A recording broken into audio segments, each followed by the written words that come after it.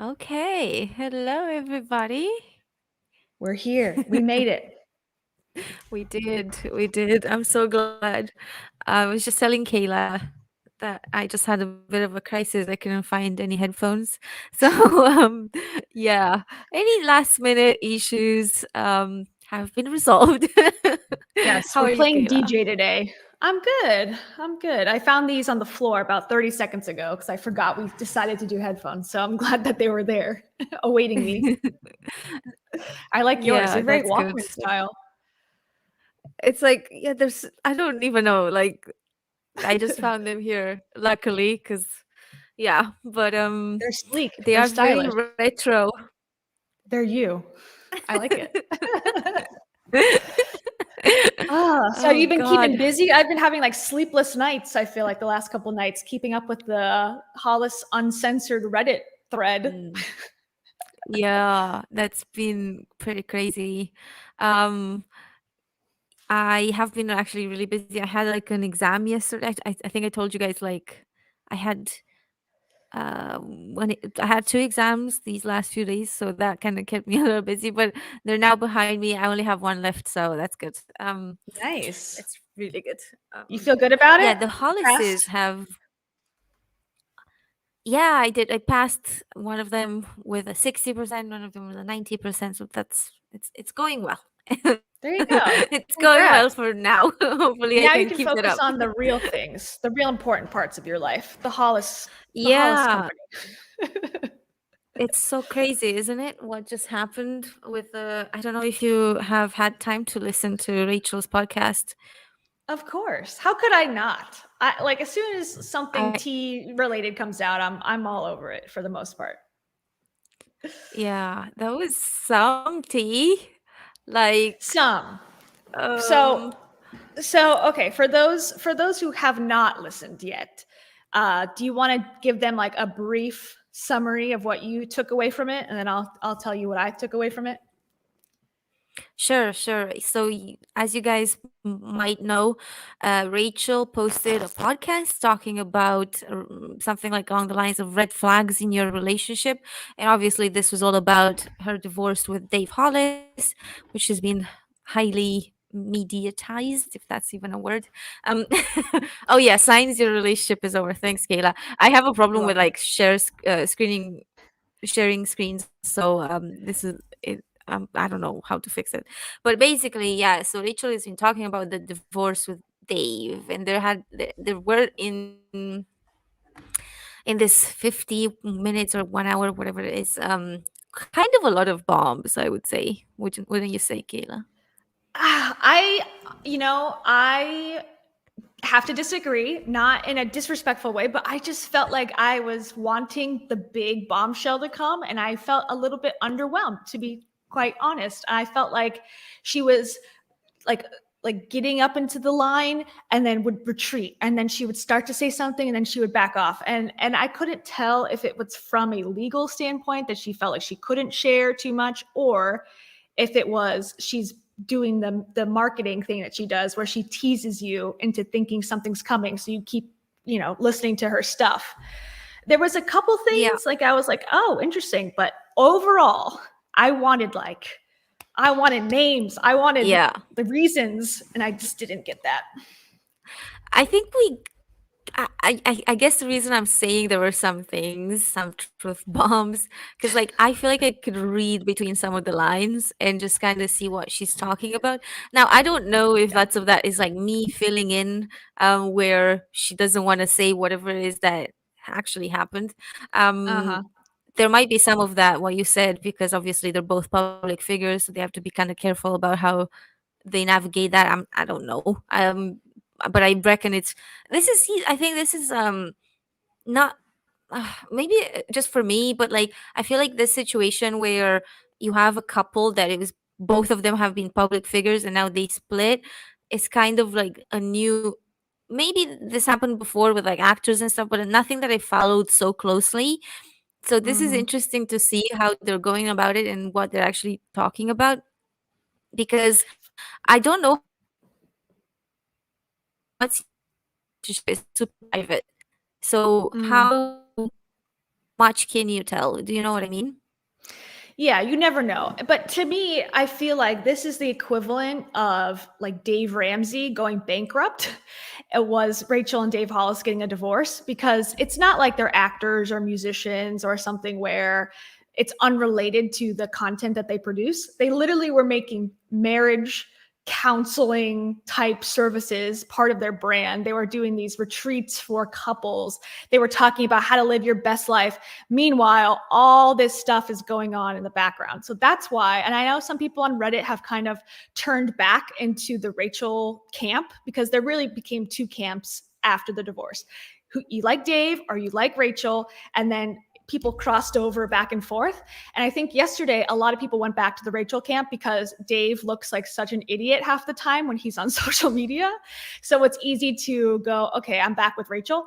But for me, I still don't trust her at all. I feel like everything she does is a marketing, money-making ploy somehow to get back in the good graces. But, you know, I can understand when people are trying to see her perspective. I think it's good that we're getting a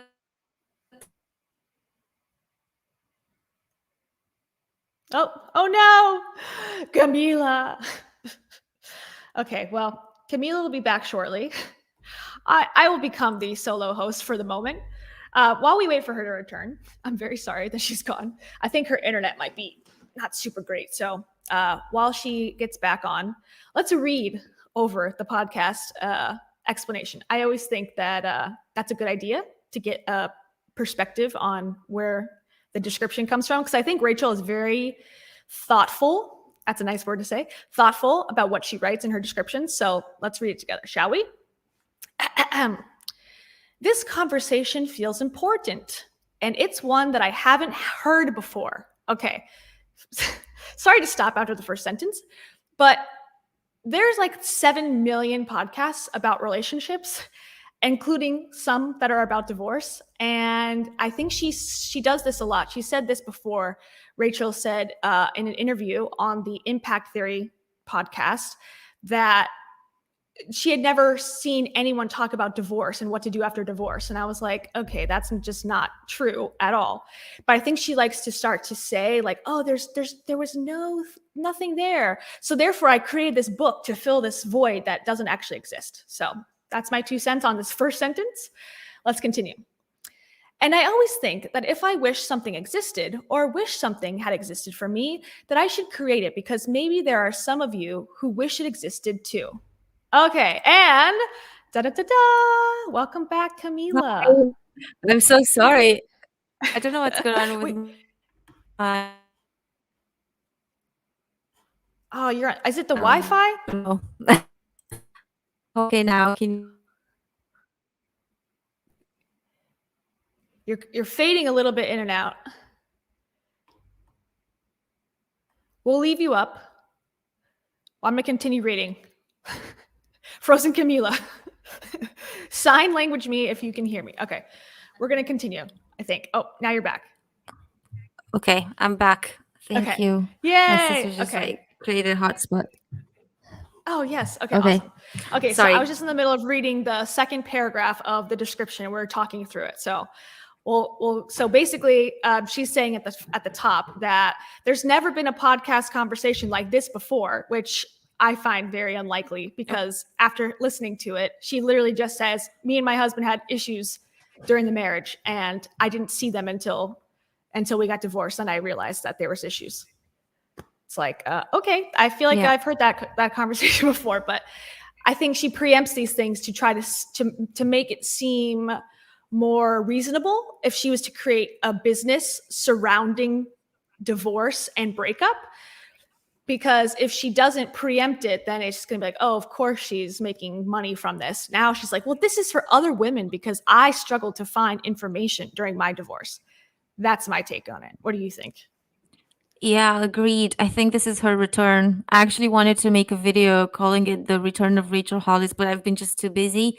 But I want to make it because like I feel like this is her returning. And I don't know if you remember, but like just the very first part of the of the podcast was about, and I have recorded some clips so I can play them. Oh, perfect. But basically she's talking about like how she's now going to Goodwill and stuff, and the fashion industry creates so much waste, and I'm like, didn't Rachel like sell clothes on Oh yeah. QVC? Like, how can you just come out and talk about this without acknowledging the fact that you sold like clothes, you sold collections on like you can be like anti-fashion now and Mm-hmm. anti-fast fashion, because I think it was fast fashion. She wasn't like sustainable, her collection wasn't sustainable in any way. And Mm-hmm. there was a lot of that actually that I have to criticize from the podcast, and we'll get to that, I'm sure, like when we get to the clips and stuff. But like, there's been a lot that she just like talks about, and she shows no self-awareness and no acknowledgement of the stuff that she has done. And this is where I have a problem with Rachel, because otherwise, if it wasn't for this and she was just being a little bit more honest, I would probably be on board with the return. But just like, I want some acknowledgement, like, you've done this, you've done these things. You can't just like hide away and pretend like they never happened. Mm-hmm. She's very selective about what she says. I think everything she says has a meaning and a point, and she's filtered through the things that she doesn't want to say. And one of the things that she always leaves out is acknowledgement of the past. 125%. She never will acknowledge that she's made mistakes, other than, well, I've made mistakes in a very general sense. She'll say, like, I've made mistakes, I've failed before, but she won't say specifically, I misled people to buy my book, to buy my whatever, because I was in a position where I, thought my marriage was great, but it wasn't. She won't say that. She just says, like, oh, my marriage, this and that happened, blah, blah, blah. But she doesn't go into the specifics of her business. And she acts like it's, and I think that's part of her brand, where it's like, she's just your friend. She's not a business person. And so you wouldn't really have to apologize to a friend if, your marriage was over. But the difference is she's selling courses and lessons for you to purchase to change your marriage for the better. So that's where I think the difference comes in. But because of this parasocial relationship she's created with so many women, she feels like she can almost take advantage of that relationship she's made. Yeah, absolutely. Totally agree with you.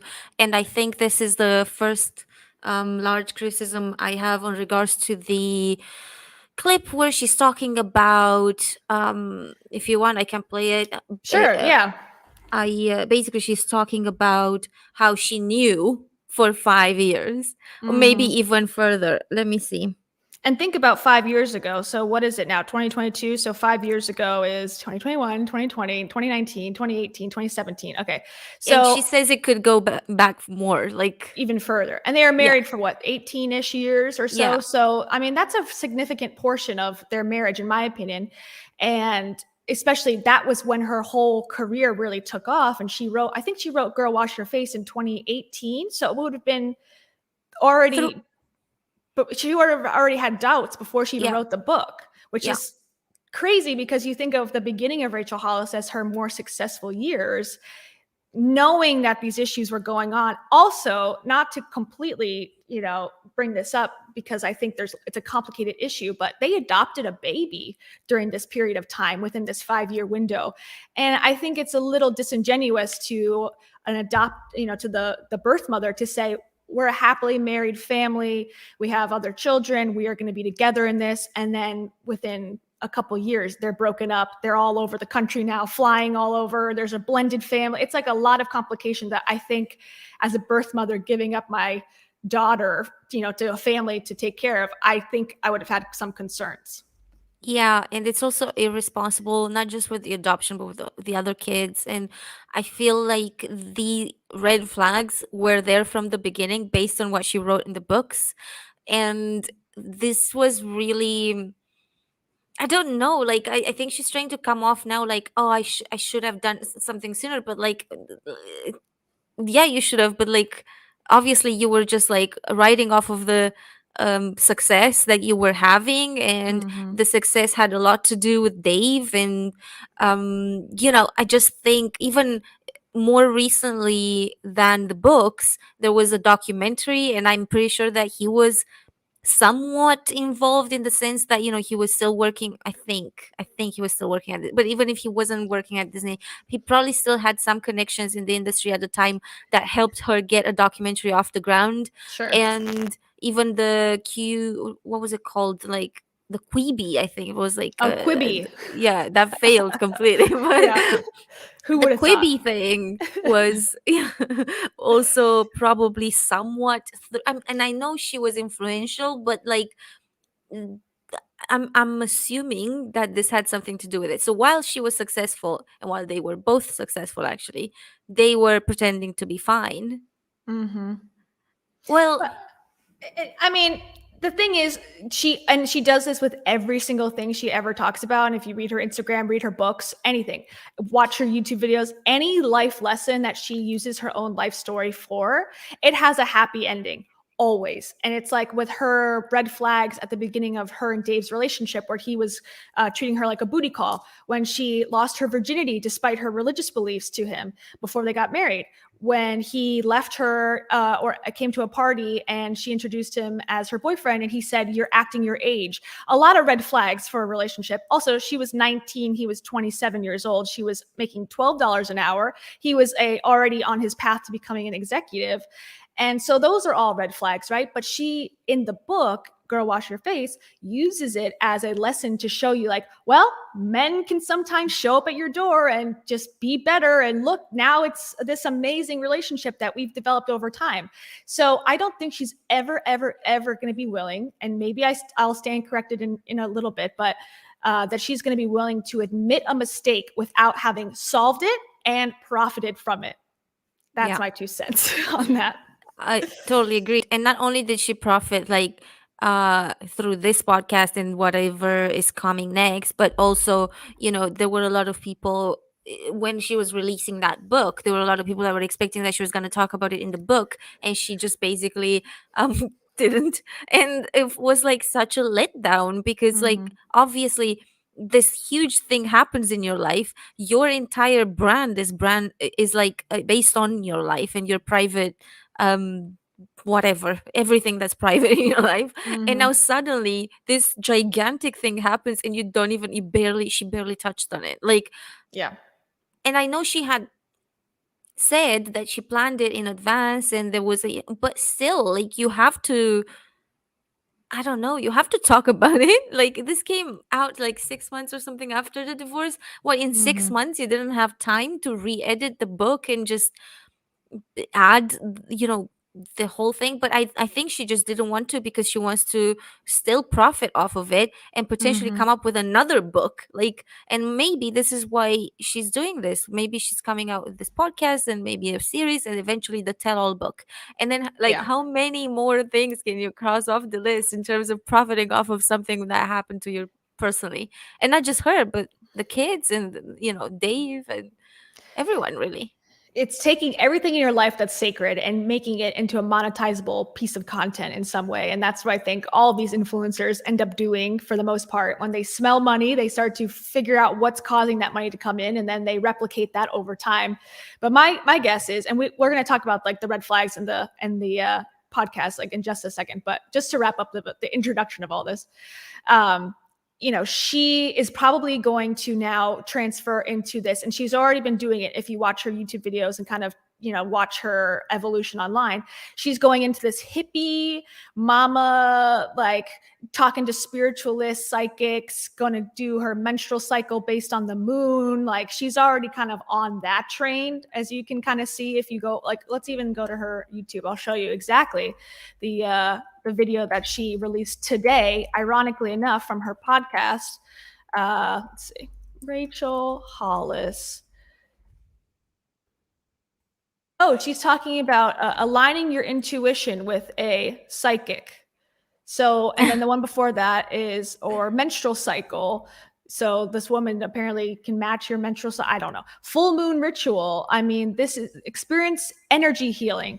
And then This is just, yeah. So she's already rebranded. She's doing her own thing now. She's going to go off on this side. And even like at this podcast that we're talking about that she released yesterday, the first thing she talks about, oh, I I don't buy new clothes anymore. I Unless know. it's sports clothes, Do you want athletic me to clothes. play that? Because I Yeah, let's play that recorded clip. it. Let's start I playing don't. some clips. That's what I'm ready for the tea. Let's go. Okay. I want to say August, my boyfriend and I made a decision that we would no longer buy new clothes. So just as in setting an intention and being more thoughtful about the environment and clothing, fashion. The fashion industry is one of the leading causes of doing terrible things to the world. And So why did you, knowing this, why did you come up with like clothes and collections and all sorts of things if you knew that the fashion industry is doing all this? Like, it's just so hypocritical to me. And another thing, massive. oh, sorry. Another thing about that, she in the clip, she doesn't cite any sources. She doesn't say studies show. She doesn't say some percentage. She just literally says like it's really bad for the environment. How about if you're a podcast host and this is something important to you? How about you give a little bit of actual educational information instead of just like it's really bad for the environment? Like how about go a little deeper than that? If you really want to make a difference. Now, how about I also made this mistake of coming up with collections and selling clothes and selling everything under the sun, and I'm not going to say that because that's an assumption, but anyway, basically she was really involved with this industry. She could be like, actually I realized that I was making these mistakes by releasing these collections because the fashion industry, why doesn't she just like throw a little bit of her own, because like otherwise it just comes off as so hypocritical and just like kind of meaningless, really. Like, I'm not interested that you're saying the fashion industry is like this if next week you're gonna come up with another collection. Like, sorry, but it's a complete bullshit. I agree. All right, more clips. Using, I think it's something like most of the water that's used. Like, I'm not going to be the stat person here, but just the point is, fashion is terrible for the planet. I happen to love fashion and I love clothes, but there's already so many in existence. So one day I was just like, dang, why do I need to ever buy new clothes again? I'm just going to wear vintage. I'm going to shop at Goodwill. I'm going to shop at flea markets and eBay and things like that. That was at the end of the summer, and it has been very easy to pull this off. And the only exception I would say is chonies, because I'm not going to wear bless. I'm sure there are people that do it and they're fine, but I am not going to wear used chonies. And pause for a second. Okay, chonies, I didn't know what that was. I thought that was a brand, like, I don't know, like another brand. I thought chonies, I thought that was like some sort of rich person item. Apparently that's like British slang for underwear. Never heard that. I lived in Britain for 6 years. I never heard that word. I looked it up and they said it was like an English way to say chonies, but her boyfriend's English. So I feel like she's already, and in this podcast, she talks about her boyfriend a ton. Yeah. I feel like she's just now went from Dave and she's over Dave. Now she's going to become the girlfriend of Sed, who's the boyfriend, who's the tour manager for Shawn Mendes, and he's from England. And I thought it was so interesting. She dropped chonies like just casually, as if like she's always said that from the beginning. I never heard the word, but I lived in Scotland, so maybe it is in England. But I would highly. I stand corrected. Christine says she's always said it. Okay, I take my criticism back. I'm sorry, Rachel. I've been wrong. So forgive me. Essentially, she just doesn't want to wear underwear from Goodwill. Why, Rachel? If you're pushing for Goodwill so hard. I don't know. Sorry, I don't mean to be, but like, I just feel like, okay, first of all, I want to say that I think thrifting is important, and for me, it's a lot. Like, I can't afford regular, like, high-end brands and stuff like this. Like, this is not the kind of money I make, especially not on YouTube. So if I want like something that's like a high-end brand, I do have to go to TK Maxx or like or a Goodwill or stuff like that, because otherwise I would just never be able, like, who has like 500 pounds to drop on like a sweater? Like, Rachel. I don't. Yeah, exactly. But I wonder if she doesn't have the money anymore, because obviously Maybe she probably doesn't have as much, but I think she's making a choice to show, virtue signal that she's sustainable now. And I think from what she said about her boyfriend, he seems to be very much into that woo woo lifestyle. And I would assume they don't drink water or bottled water anymore. They only drink water that's in their own container. I think that's awesome. But that was a thing that he said that was important to him. They don't eat sugar or something. That was his thing. So I think she's just kind of doing what he wants her to do, or doing what she thinks he wants her to do. And I think I support this. I support like a more sustainable lifestyle. I understand that.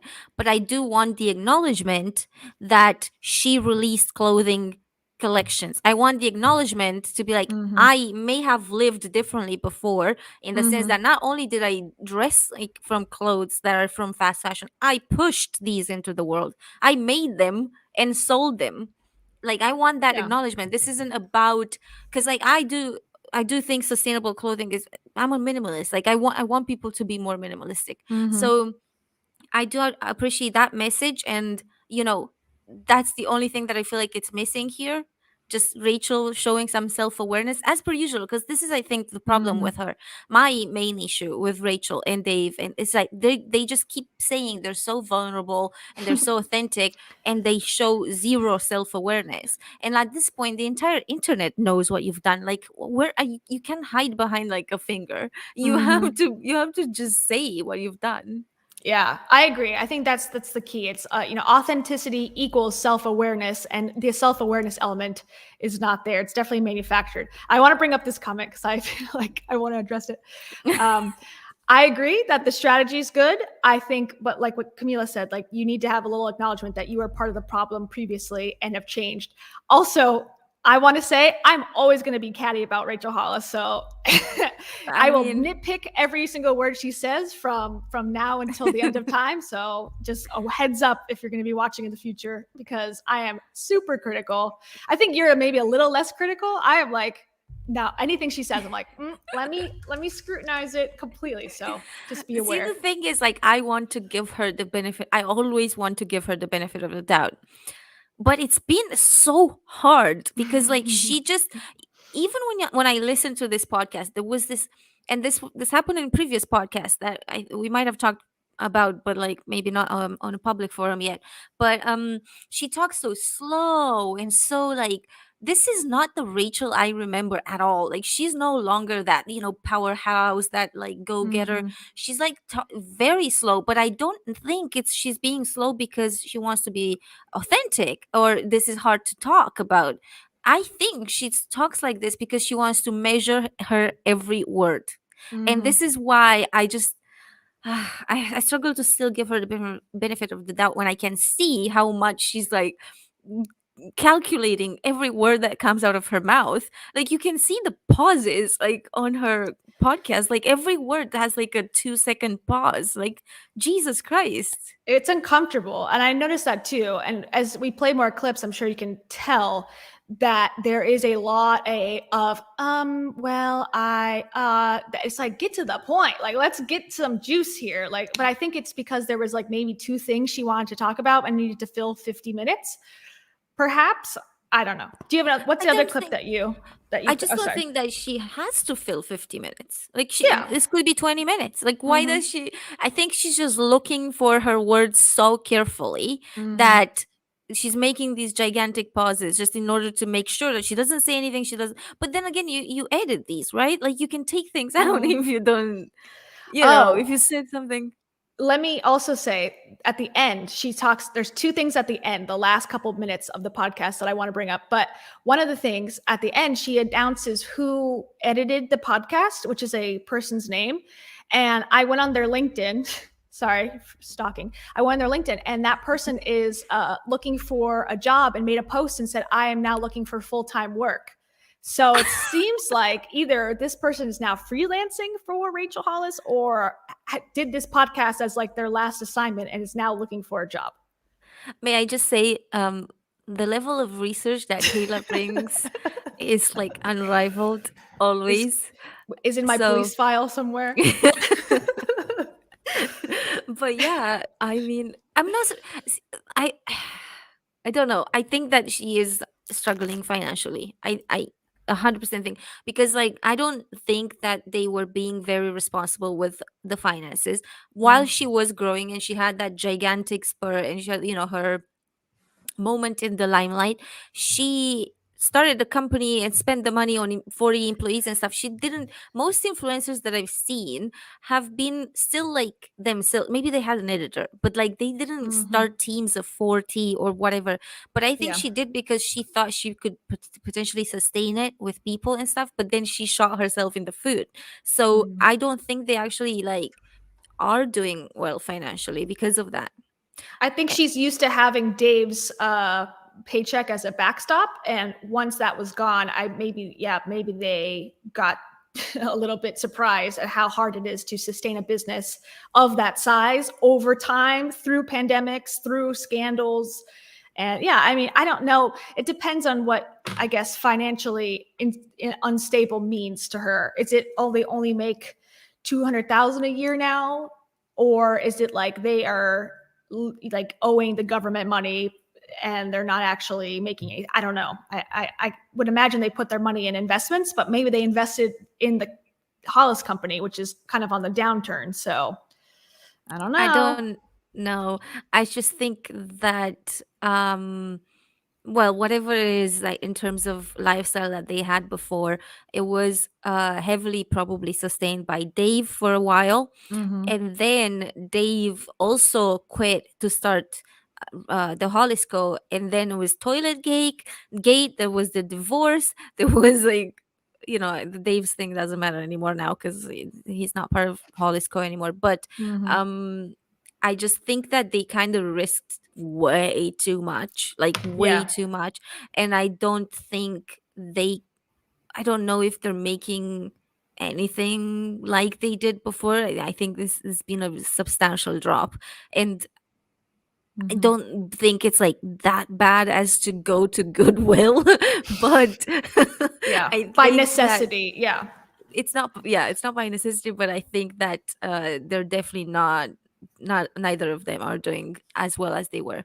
I agree. I think that's, yeah, you would have to believe that because they're just, I mean, comparatively, even if they saved all the money they made, they're not making the same as they were before. I think that's safe to say. Yeah. Um so another clip I wanted to play um is that if you want, I could say, okay, so she talked about this like for a good segment, so it's not just this, but she talks about how he had like a double life. Mm-hmm. Did you catch on that? Like Yeah. she genuinely accuses him of lying and and leading a double life.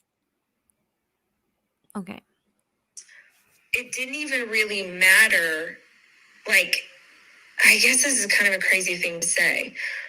What the truth wasn't enough to break us, but the lying about it for years was the sort of like double life that is required.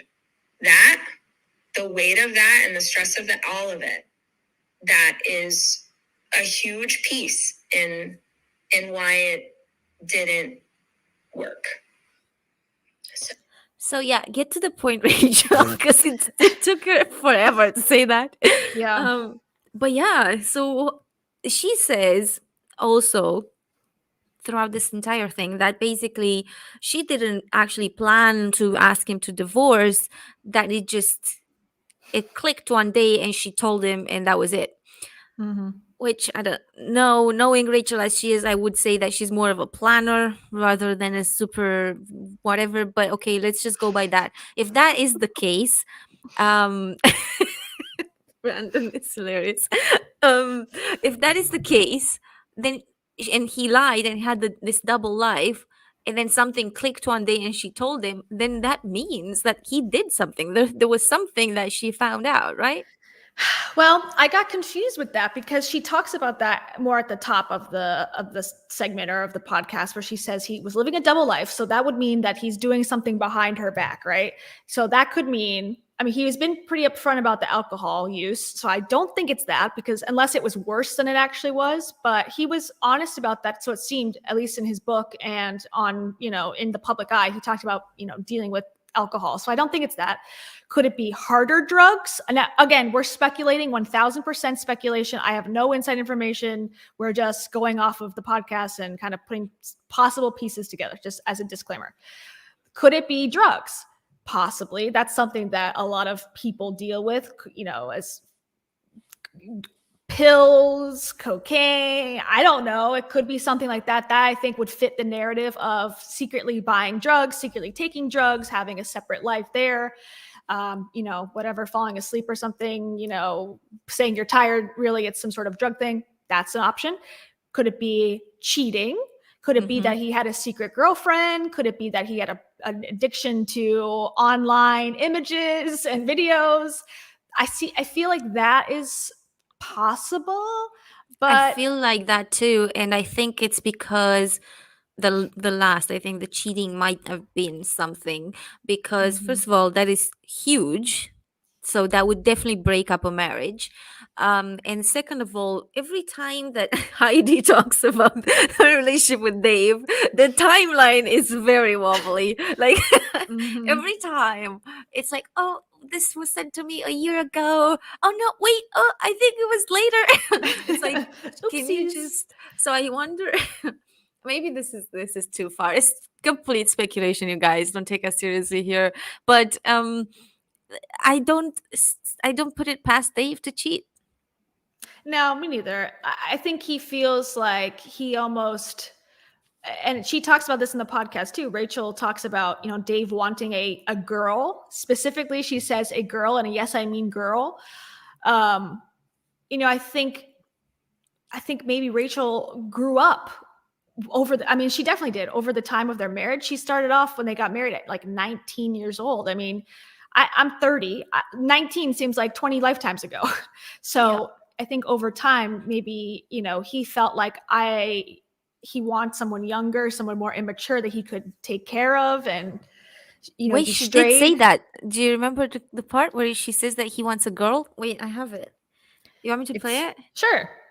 I think that was a pretty significant part where she basically calls out Heidi. And this is long. Brandon, you have to gear up for it. It will be very suspenseful. It's like 3 minutes and a half.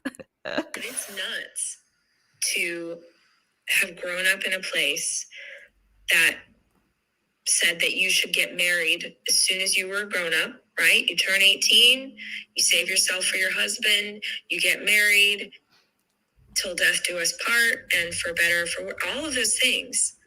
But at 19 years old, you don't have any concept of what that means, especially if you've got rose-colored glasses on and you have that blind trust and you think that it's all going to be safe and it's all going to be okay. And it's not always. It's not. And that doesn't mean that people will understand it. And that doesn't mean that people will be okay with it. And there are times where you fight, man. You fight to stay together. And then there comes a point, and this was absolutely the way I felt. And I will, this is my flag that I will stick in the ground. I think this was true for both of us. We had grown into absolutely different people. And the people that we were, this is like removing everything else. Just the individual people that we didn't work at all. And not only did we not work, but it was like our existing as our actual selves was hurtful to the other person. That was another thing that I think, I've talked about this a little bit, but I really can't stress it enough, I saw this thing in like a psychology report of relationships, and one of the like warning signs was your partner believes you to be a different person than you actually believe that you are. And I think that was very true, but also that my partner wanted the girl that he married. And I do use the word girl on purpose. He wanted a girl who was. See, that worried me the first time when I listened to the podcast. I got worried. I was like, "Whoa, what are you saying?" Just like, cause like I was like, "Are you accusing him of like liking girls?" Cause that is has a specific meaning in my head. Yeah. I don't But think so. I no, didn't I take don't it like think, that. Yeah. no. It was just the first time, but like, yeah, definitely. She's just talking about like he wants someone immature and stuff. But like she says, I use the word girl on purpose. Like, whoa, okay. Mhm. Girl is like young, right? Yeah, be careful, tread lightly with that. But I think she's right. I mean, she grew up over time, like we just talked about. I think it makes sense. That's a natural progression in any marriage that starts that young. I don't think it's unique, as I'm sure she thinks it's so unique to her. But I think that happens in many marriages where, people grow apart, people grow, and they have to come together somehow or move on. I wish that she would have talked about that at her marriage conferences instead of have sex every day. That solves all your problems. Yeah. Because that was something that they said all the time. One part I wanted to bring up, that she said at the top of that clip, she said, in the church, they told us to get married at 18 and be together forever. And that's what I learned. And she goes into that a little bit more in detail at some point where she talks about, the religious aspect and kind of leaning on that is almost an excuse as to why she didn't get out of the marriage. But her parents got divorced. So I wonder why she thought that it was okay for her parents. And her dad is a preacher. So she watched her dad, who is a a leadership role in the church, get divorced to her own mother. So I don't quite agree with that because it seems like she would have had more modeling of the opposite, except she doesn't speak very fondly of her parents. So maybe she watched her parents get divorced and was disgusted by it or didn't like the fact that they got divorced. And one of the things that she talks about in the book too is that her mom, she didn't like that her mom got divorced and wasn't financially stable on her own, and that it became a problem because Rachel wanted a loftier lifestyle. Her mom decided to get divorced, didn't have the money to afford that, so she always kind of held a resentment towards her mom. So I think she's kind of leaning on that Christianity angle a little heavier than Yeah. probably is true, but she knows her audience, so Yeah, I don't know. exactly. I think that Rachel always has leaned on religion in a in an inauthentic way. Like I never quite trusted her. You can First of all, I don't know how people can be both like super Catholic or whatever, super religious, Mhm. in a Christian religion, and Sure. also super spiritual at the same time. Like those two Yeah. things contradict each other. You can't both believe in like several gods and also believe in just the one God. Like, Mhm. can you choose? Or you can both believe in like life, like being reincarnated into a separate animal or whatever when you come back, and also believe in what Christianity teaches you. You have to just kind of choose one. And she definitely has pushed spirituality a lot, and she's doing it now, and Mhm. I just kind of feel like you can both be this and that. So I think she's just using religion as like for just like, this is my target audience, or this was, I don't know if it still is, but like definitely she had targeted religious people before, Mhm. and now, but like she doesn't actually, I don't think she actually lives by those religious principles, in my opinion. I don't think she's lived for a while for those. I agree. And I think, and some of the comments are saying that, it's true that the trauma of the religion is real. And I totally agree with that. I just think that, she may be using it as more of an excuse than I think and I'm just, again, guessing here. I have no idea what she has in her heart, but I feel like the religious aspect, like you said, has been kind of waning over time. She doesn't, as far as I know, attended church regularly. I think she's kind of more on that. She's on the path of psychics and spiritualists now, especially. So to say that, well, I didn't leave the marriage because I'm so Christian, maybe, but I also think that there's reasonable doubt that she doesn't care as much. But I Yeah. can understand where that comes from. And especially her listeners, I can understand her relating to them on this subject Yeah. matter. Yeah, exactly. I think that it's kind of a strategic use of religion right there, Hmm. which is, a very religious thing to do. Yeah. In fact, I mean, Yes. we know how the church. I don't know if this ever happened in the U.S., but like in Europe, for a lot of time, for thousands of years, the church was in control. Like there was Hmm. separation between church and state only like a century ago or something. Like this is super recent, so I would, Sure. I couldn't put it past her to just step into that, um Yeah. and kind of go from that area. But I mean, that might be super cynical, but I'm not a religious person, so I think Rachel, no matter what, Rachel follows the trends of what's popular and hot in the United States. And I think for a while it was Christian girl boss moms, boy moms, like mommy bloggers who have religious children. I think that was really popular for a while, and she has somewhat of a background in that, so she capitalized on that. Now it's moving towards meditation and self-help and self-healing and crystals, so now she's moving towards that. I think she's a capitalist above yeah. anything else. And I think the religious part was also to do with, I think I don't think this is something that she planned, but by being the go-to person for MLM conferences and stuff, Mm-hmm. suddenly her stuff became just very targeted at people who were in mostly Christian religions. So Mm-hmm. I don't know if she planned on it, but I think she noticed it and then she completely capitalized on it. That's another thing that a great point to point that MLM thing out. That's another thing she didn't acknowledge, saying that I spoke at these conferences. I am no longer in support of these. She just put it in her book, that don't Don't buy be a dumb. starter pack. Yeah, don't be dumb. If you have to pay to start a business, it's probably not a real business. But didn't acknowledge that, oh, I was the one pushing this toxic industry for hundreds of thousands of dollars. And so she's acknowledging that, oh, I don't support this anymore, yet not acknowledging her role in it. Yeah, but this is completely in alignment with what we were saying earlier, that she just doesn't actually show self-awareness. She didn't show self-awareness when she's like, don't be dumb in her book by buying a starter kit, but then she spoke at I don't know how many thousands of conferences that were M&M related. She Mm-hmm. doesn't acknowledge the fact that, she says fashion is damaging for the planet, but then she created fashion collections that were Mm-hmm. probably fast fashion.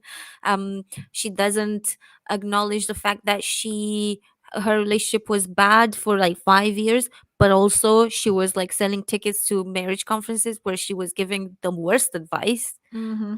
So, like, what is this? I don't know. Like, how? I wonder if this is just she's trying to just kind of never talk about these things so that people can never pick on her. But then at the same time, it's like, we need you to talk about these things if you want to come back and for us to really support you. Like, I would support her if she showed Mm-hmm. some authenticity, but like I real agree. authenticity, not bullshit like this.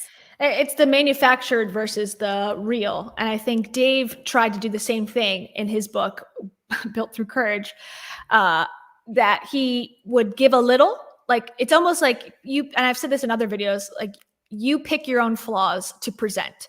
So if you're okay with people knowing that you've overdone it with alcohol, you give that up, but you keep the secret pill addiction potentially. I'm not saying that's what he has, but I'm saying that's like the idea of it, that, you give a little bit and then you keep the real stuff secret so that it seems like you're being vulnerable. You seem like you're like admitting fault, but in reality, it's just another cover for what's really happening. And I think they're both very good at that skill. Yeah, absolutely.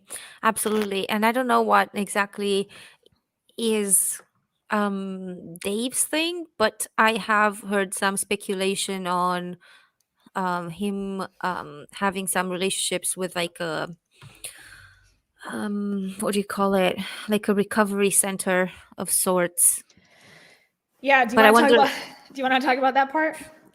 I just don't know a lot about it because I tried to I found some stuff, but it's like a site that is similar to Reddit, but it's not Reddit, and I don't have an account, and I was like, I'm not creating an account for this.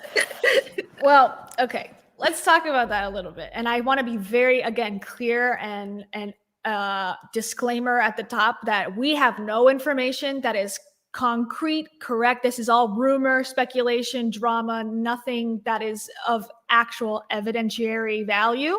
So anything that I'm saying, I'm not saying with any truth. It's just for, fun speculation on the internet. It deals with very serious potential issues. So I don't want to go too far in depth, but I want to talk about what was discovered potentially on Reddit with Dave and where he is. Because as an influencer, Dave has shared his life, with the internet. Him and Heidi are 100 times a day posting what they're doing, where they're at, what their thoughts are, what they're eating. Like, it's never ending. So he posted, I'll go to this one. Dave posted and Heidi were together, and they were for one night going to Newport Beach, California for a one-night hotel stay. Okay, so that was an odd thing to do, right? Because Dave lives in Texas, Heidi lives in Arizona. They presumably fly to California for one night. Heidi says that they got a free upgrade and basically gives an ad to the whole hotel and goes around and shows the whole, hotel room. And she mentions in that video that, I'm so sad. The reason I got a free upgrade is because Dave is going to be leaving for work for 2 weeks. And everyone on Reddit was like, that's weird. Where is he going? Is he going home to Texas with his family, like his kids? Because to say going to work for 2 weeks was an odd thing to say, I think. And everyone everyone that follows Dave thought it was odd. So then Dave starts posting, and I wish I would have screenshotted it, but Dave posted some things that were odd for him. Usually he'll post him working out or kind of talk to the camera type stuff, but he started posting these cryptic things and old videos. You couldn't 100% tell they were old, but it his outfit looked similar. The weather was not matching what the weather was in Texas. So people started speculating that he actually wasn't in Texas. He was somewhere else. Then, so everyone's kind of chattering online about this. Then all of a sudden, Heidi, I think I have it somewhere. Let's see. Well, okay, yeah, this one. Heidi, and this is not that off-brand for Heidi Powell, but she posts a series of Instagram stories where she's like, I'm sitting on the ground or on the floor of my driveway, on the driveway out front of my house. I have no idea how I got here. This is so crazy. I'm just so kooky. And it was very bizarre. And during this exchange of stories that she's talking about, that she's just had the craziest day and somehow she's ended up outside, she goes into this 15-story thing about she lost her backpack and she doesn't know where her backpack is and she's lost it. So she's called everyone in her life in different states to find out where her backpack is for some reason. But during this weird story, she goes, and Dave, he's in California, which means that he never left California. So then the internet goes nuts and they're like, oh, confirmed that Dave's in California. What is he doing in California? He's making it seem like he's home with his children because he's been posting videos of his kids that seem old and seem sketch. Now she's confirmed, outed him once again, because one time she doxed him and put his whole address on the internet. She's doxed him again, essentially, and said, okay, now he's in California. So then there's another post, and I think I don't know if I have it. I have to look it up. But just trust me, there's a post where it's a Zoom call, and Dave is in the call, and he's got a different background of the call, right? It's not his house, you can tell, because he's got certain areas where he sets up his live stream, and it's somewhere else. So the internet, as we all know, does its investigative work. This one was not me for once, and searches around and finds the background of allegedly the background in which he was where he was located. So give me 2 seconds. Let me get it on my screen so I don't give off all my credit card information or something. And I'll show you the connection, because it is quite crazy that people had figured this out online. But what do you think about just what I told you so far? Yeah. They are both Dave and Heidi, I mean, they both seem really. I always think they're on drugs. This is Oh just yeah, my opinion. yeah. But like they had stories like, oh, we just crashed the wedding, and like, you know, Dave's pancake gate, and like I just have this odd feeling that they're on something. Like I don't know, or I could never really be able to confirm. But then, it's like I don't know how to explain it, but they're way too spontaneous for this to be completely normal. I agree. But also their lifestyle is so chaotic. So I'm like, are they just like missing pieces? Is this vindictive on Heidi's part? I don't know. But okay, so this is the screenshot. This is a close up of the screenshot that Heidi shared again of them on Zoom working. So again, investigative work that I did not do.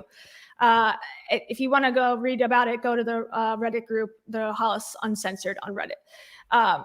So this is Dave's background, right? Okay, so you see there's a lamp, there's a pretty old school clock, pillows, whatever. Okay, then they find this image, which is from a treatment center in California, the exact background. Now, again, I cannot say if this means anything. He could be there for work. He could be there as part of a professional adventure. You know, he could be there because he's actually friends with the owner, who is this guy. And this guy interviewed Dave when the Built Through Courage came out. So there's no real, I can't watch it for some reason, but there's nothing really showing that 100% Dave is there for some sort of treatment issue. However, it could mean that. We don't know. It's, again, total speculation, but that's apparently where he's at. But if he is, and he is, let's say, if we are, if our instinct is correct and he is indeed potentially addicted to some substances other than alcohol, which is what he's already talked about, and he is taking steps to just get over that, and he is doing treatment, then that I think is commendable. And I would understand just how sensitive this is. And when you are, I'm assuming, I've never been in this myself, but I'm just assuming that, it's probably a sensitive time of your life. This is probably not something that you want to share with the world. So I would understand why he wouldn't come out to talk about it. But it's potentially, if it is true, it's potentially like an ongoing battle. So unless, Yeah. but at the same time, like these people are, again, people who have used that their entire brand is about being authentic and about being themselves. So I don't know. I just think I would understand why they wouldn't talk about it. I get it, but again, like I think it's almost, to me, and maybe this is a stretch, maybe this is a reach, but if you're a surgeon and you sign up for that life, you're going to be on call. That's part of the game. That's part of the career. You have to have your phone on, ready to go, and you've reached this level of success, and you know that it comes with you having to be available at certain times of the day. Or if you become something else, you have to do certain things. The path of becoming a person who sells their own personal life for profit, you give up, I think, a big chunk of your privacy, especially when you show a lot of it yourself on your public platform. And the part that bothers me the most is him trying to, or at least it appeared to be that he was trying to show that he was somewhere where he wasn't. And in his book, he's like, I'm authentic. I tell my readers everything. My life is a great example to follow. If you're not being honest about where you are and what you're doing, even if it's negative, I don't know if I can trust you for the other things either. And I know that, like, if he was a normal person, we were just talking about this like guy who, just had this issue and whatever, that's one thing. But he's a public figure talking about, issues surrounding topics like this. And then for him to go off and do this thing and not be honest about it, that's where I go, I don't love it.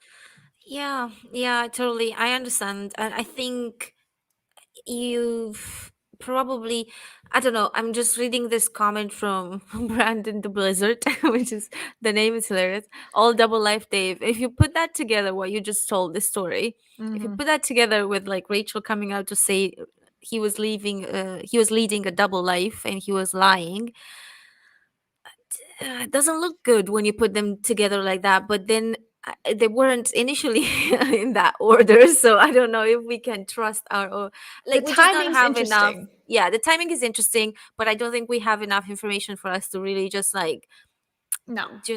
put our flag down. But I definitely think that they are sometimes acting as if as if they're not sober. Like, sometimes I've seen them on Instagram stories and Instagram lives and stuff, where I could just bet that they were on something. Hmm. Well, the one thing that a lot of people point to is when they went to Cabo, when Heidi and Dave went to Mexico for fun, and they ended up crashing a wedding, and they made it like this huge story that they like, Yeah. milked for weeks, essentially, how amazing the story was. And you could tell they were, having fun, maybe drinking, maybe whatever. But the fact that they were promoting it in a way that they were, it seemed off. That they were not just having a good time, took a photo, and then had a private life. They were like basically recording the whole thing, putting it online for people to look at and judge. Dave has admitted he's had issues with alcohol in the past. Obviously, he was kind of showing that he's not struggling anymore, or at least choosing to partake in that. It seems like that was kind of his admission of, he's kind of back to partying, perhaps. It's just like, if they want a private life, just have a private life. Why are you sharing it? Why are you, that's the For thing that I don't profit. get. Yeah, For I guess profit. it's for engagement Because, purposes. like, Dave can't go back to Disney, or doesn't want to go back to Disney, doesn't want to go back to working full time in entertainment. So, what option do they have except for continuing to live this like public life? But Hmm. if you are going to live a public life, you do have to just respect the fact that the internet and your audience are smart enough to put some things together like they did Hmm. in this case, because that is like next level research there to find that like therapy Yeah. room. um But not that crazy. If you're familiar with influencer and like online personality, I mean, this is like chump change compared to what people can do. Like, did you see the documentary Don't Kill Cats? Or no, don't F with Cats? no, I've not It's seen on it. Netflix. If you should watch it, it's really, really good. But basically, they like these sleuths online solved a murder essentially by like looking at Google Earth and like putting all these pieces together. I mean, like finding out where Dave may be is kind of like obvious internet detective work. And there's over 3,000 people in that Reddit thread. Like that's a significant amount of people who are pretty dedicated and interested in snarking on Heidi and Dave and Rachel. I mean, put those elements together, you're probably gonna you can't hide much. The thing is, I feel like when you are someone like them, and maybe this is just like sounds a little bit like off topic slightly, but it's not really. But when you are let's do this one. When you are like them, and Yeah. especially Dave and Heidi, and just after an 18-year-old marriage, you divorce, you immediately jump into another relationship. I Hmm. don't see Dave as someone, as much as he pushes the healing thing, I just don't think that he actually is someone who deals with the stuff that's going on Agreed. by through a healthy means. I Means, think yeah, he I agree. definitely deals with stuff with through unhealthy means. And Hmm. unhealthy means could be anything from jumping into a relationship too fast, which is what he did, using different substances, which is potentially something that he did. I don't know, but Hmm. would never put it past him, because I just don't see this guy as someone who's like, oh, let me take some time off for me and let me take a couple of months or whatever. Like, they didn't even like have a private relationship or something. Like, they immediately went public with the relationship. Like, it Hmm. was a little jarring to me, because after a marriage that lasted that long, it just seems really weird to immediately have another girlfriend. I don't know. Just to me, it seemed like he couldn't be alone. He couldn't Yeah. deal with his own stuff, so he had to get himself busy and Mhm. deal with stuff through other ways. And I definitely think that would be in line with like taking substances. I just don't know, but for sure, um Well, he's just like, yeah, go on, sorry. the interesting part too that I didn't think until now is like when they ended, Rachel moved out. She was the one kind of the shamed person in the relationship, and she had to go find her own place, and she wasn't allowed or didn't stay with the children in their home that they've lived in. Dave did. So that makes it seem, or at least I took that as like, well, Rachel had enough and she was leaving, but there was really no reason other than she was moved on from him. But if he did something and had this double life and all that, why didn't she stay in the home and kick Dave out? That's what I'm questioning. Like, what, and how significant is this double life thing that she said? Was it that he struggled with something and it wasn't a huge deal, or was it a huge deal? I don't know. That's where, and she even in her podcast wavers back and forth and says, double life. The kids knew, they know now. They didn't know before. They know now. They understand it now. Versus we just grew apart, and uh that was confusing for me. she said, all this truth is coming, and this is like sometimes ominous, to be completely honest with you. Yeah. Like, listen to this. This is 40 seconds. Months ago, I went to see a therapist, and it was sort of a intense therapy experience as opposed to like a long drawn out, you see someone every week. And he said something to me and he really pissed me off.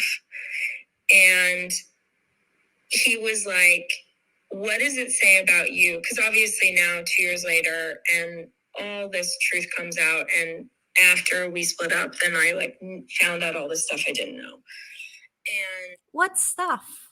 I know. Rachel, how can you come out and be like, I'm finally talking about this, and then say nothing? Like she does say these things, but I have to just like fill in the gaps, and this is annoying that I have to fill in the gaps. But all this truth, what is this truth? Is this to do with what's coming out now about Dave potentially being in therapy? Sorry, what do you call rehab potentially? Like, is this what she means? What is she meaning? What truth is coming out? Because I don't know. Except That's for why I was disappointed. That's why I was like, what the heck? Where's the tea? is she talking about Pancake Gate? What is she talking about? Well, like she said, well, when I left, then she found all the stuff out. And there was something that he said, what does it show about you that you didn't know this was going on? It's almost like, to me, that sounds like infidelity, where it's like, I didn't come home until 4 a.m. every night and you didn't care. That's one option. I'm not saying that's true, but that's one thing I think of in my insane head. Or yeah, there's some sort of substance use that he was hiding or taking, or his behavior was erratic, or his behavior was that unlike how he was previous in the marriage, and that she didn't notice any change. Yeah, That's my thoughts. yeah. Laura said, I think I remember Rachel saying that Dave said since she was the one that wanted divorce, she should leave. Sounds like he kind of forced her.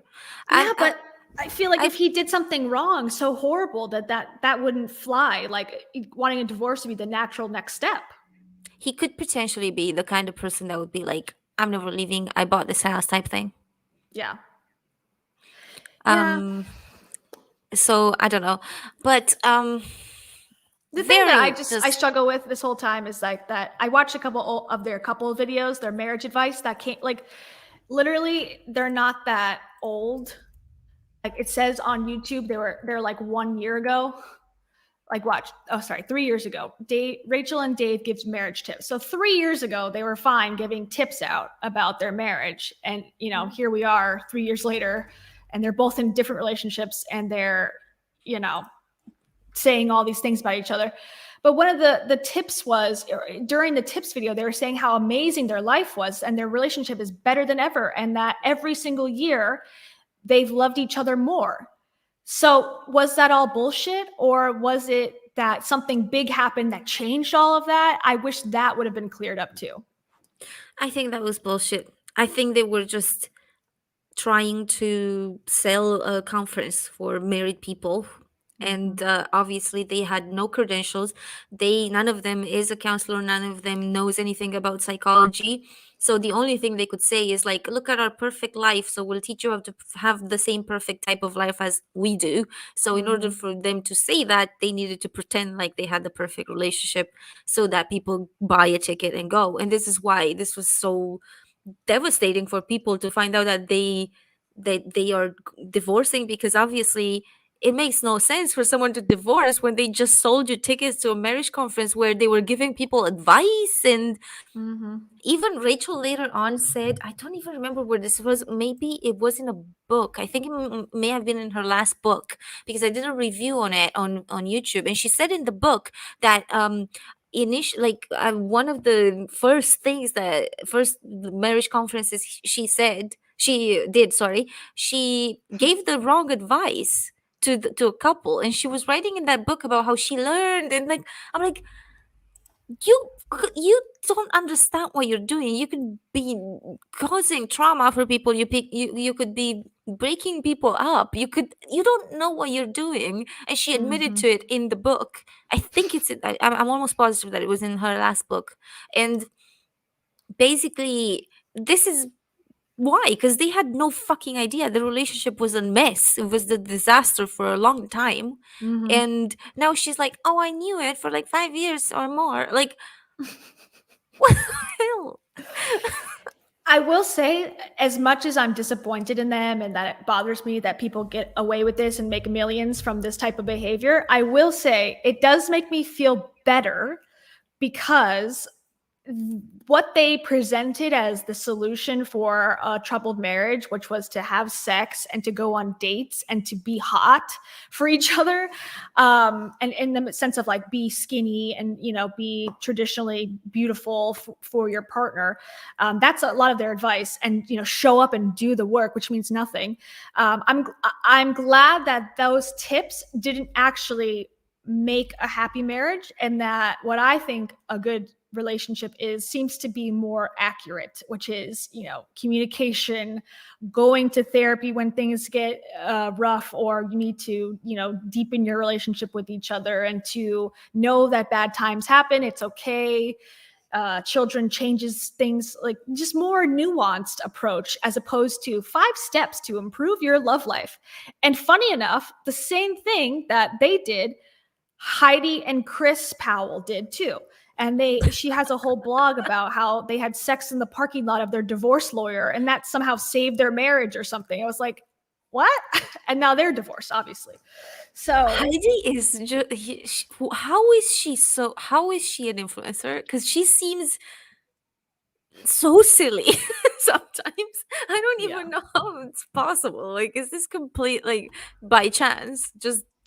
She just happened to hit the algorithm right and became an influencer? Because like I don't see anything like completely smart out of her.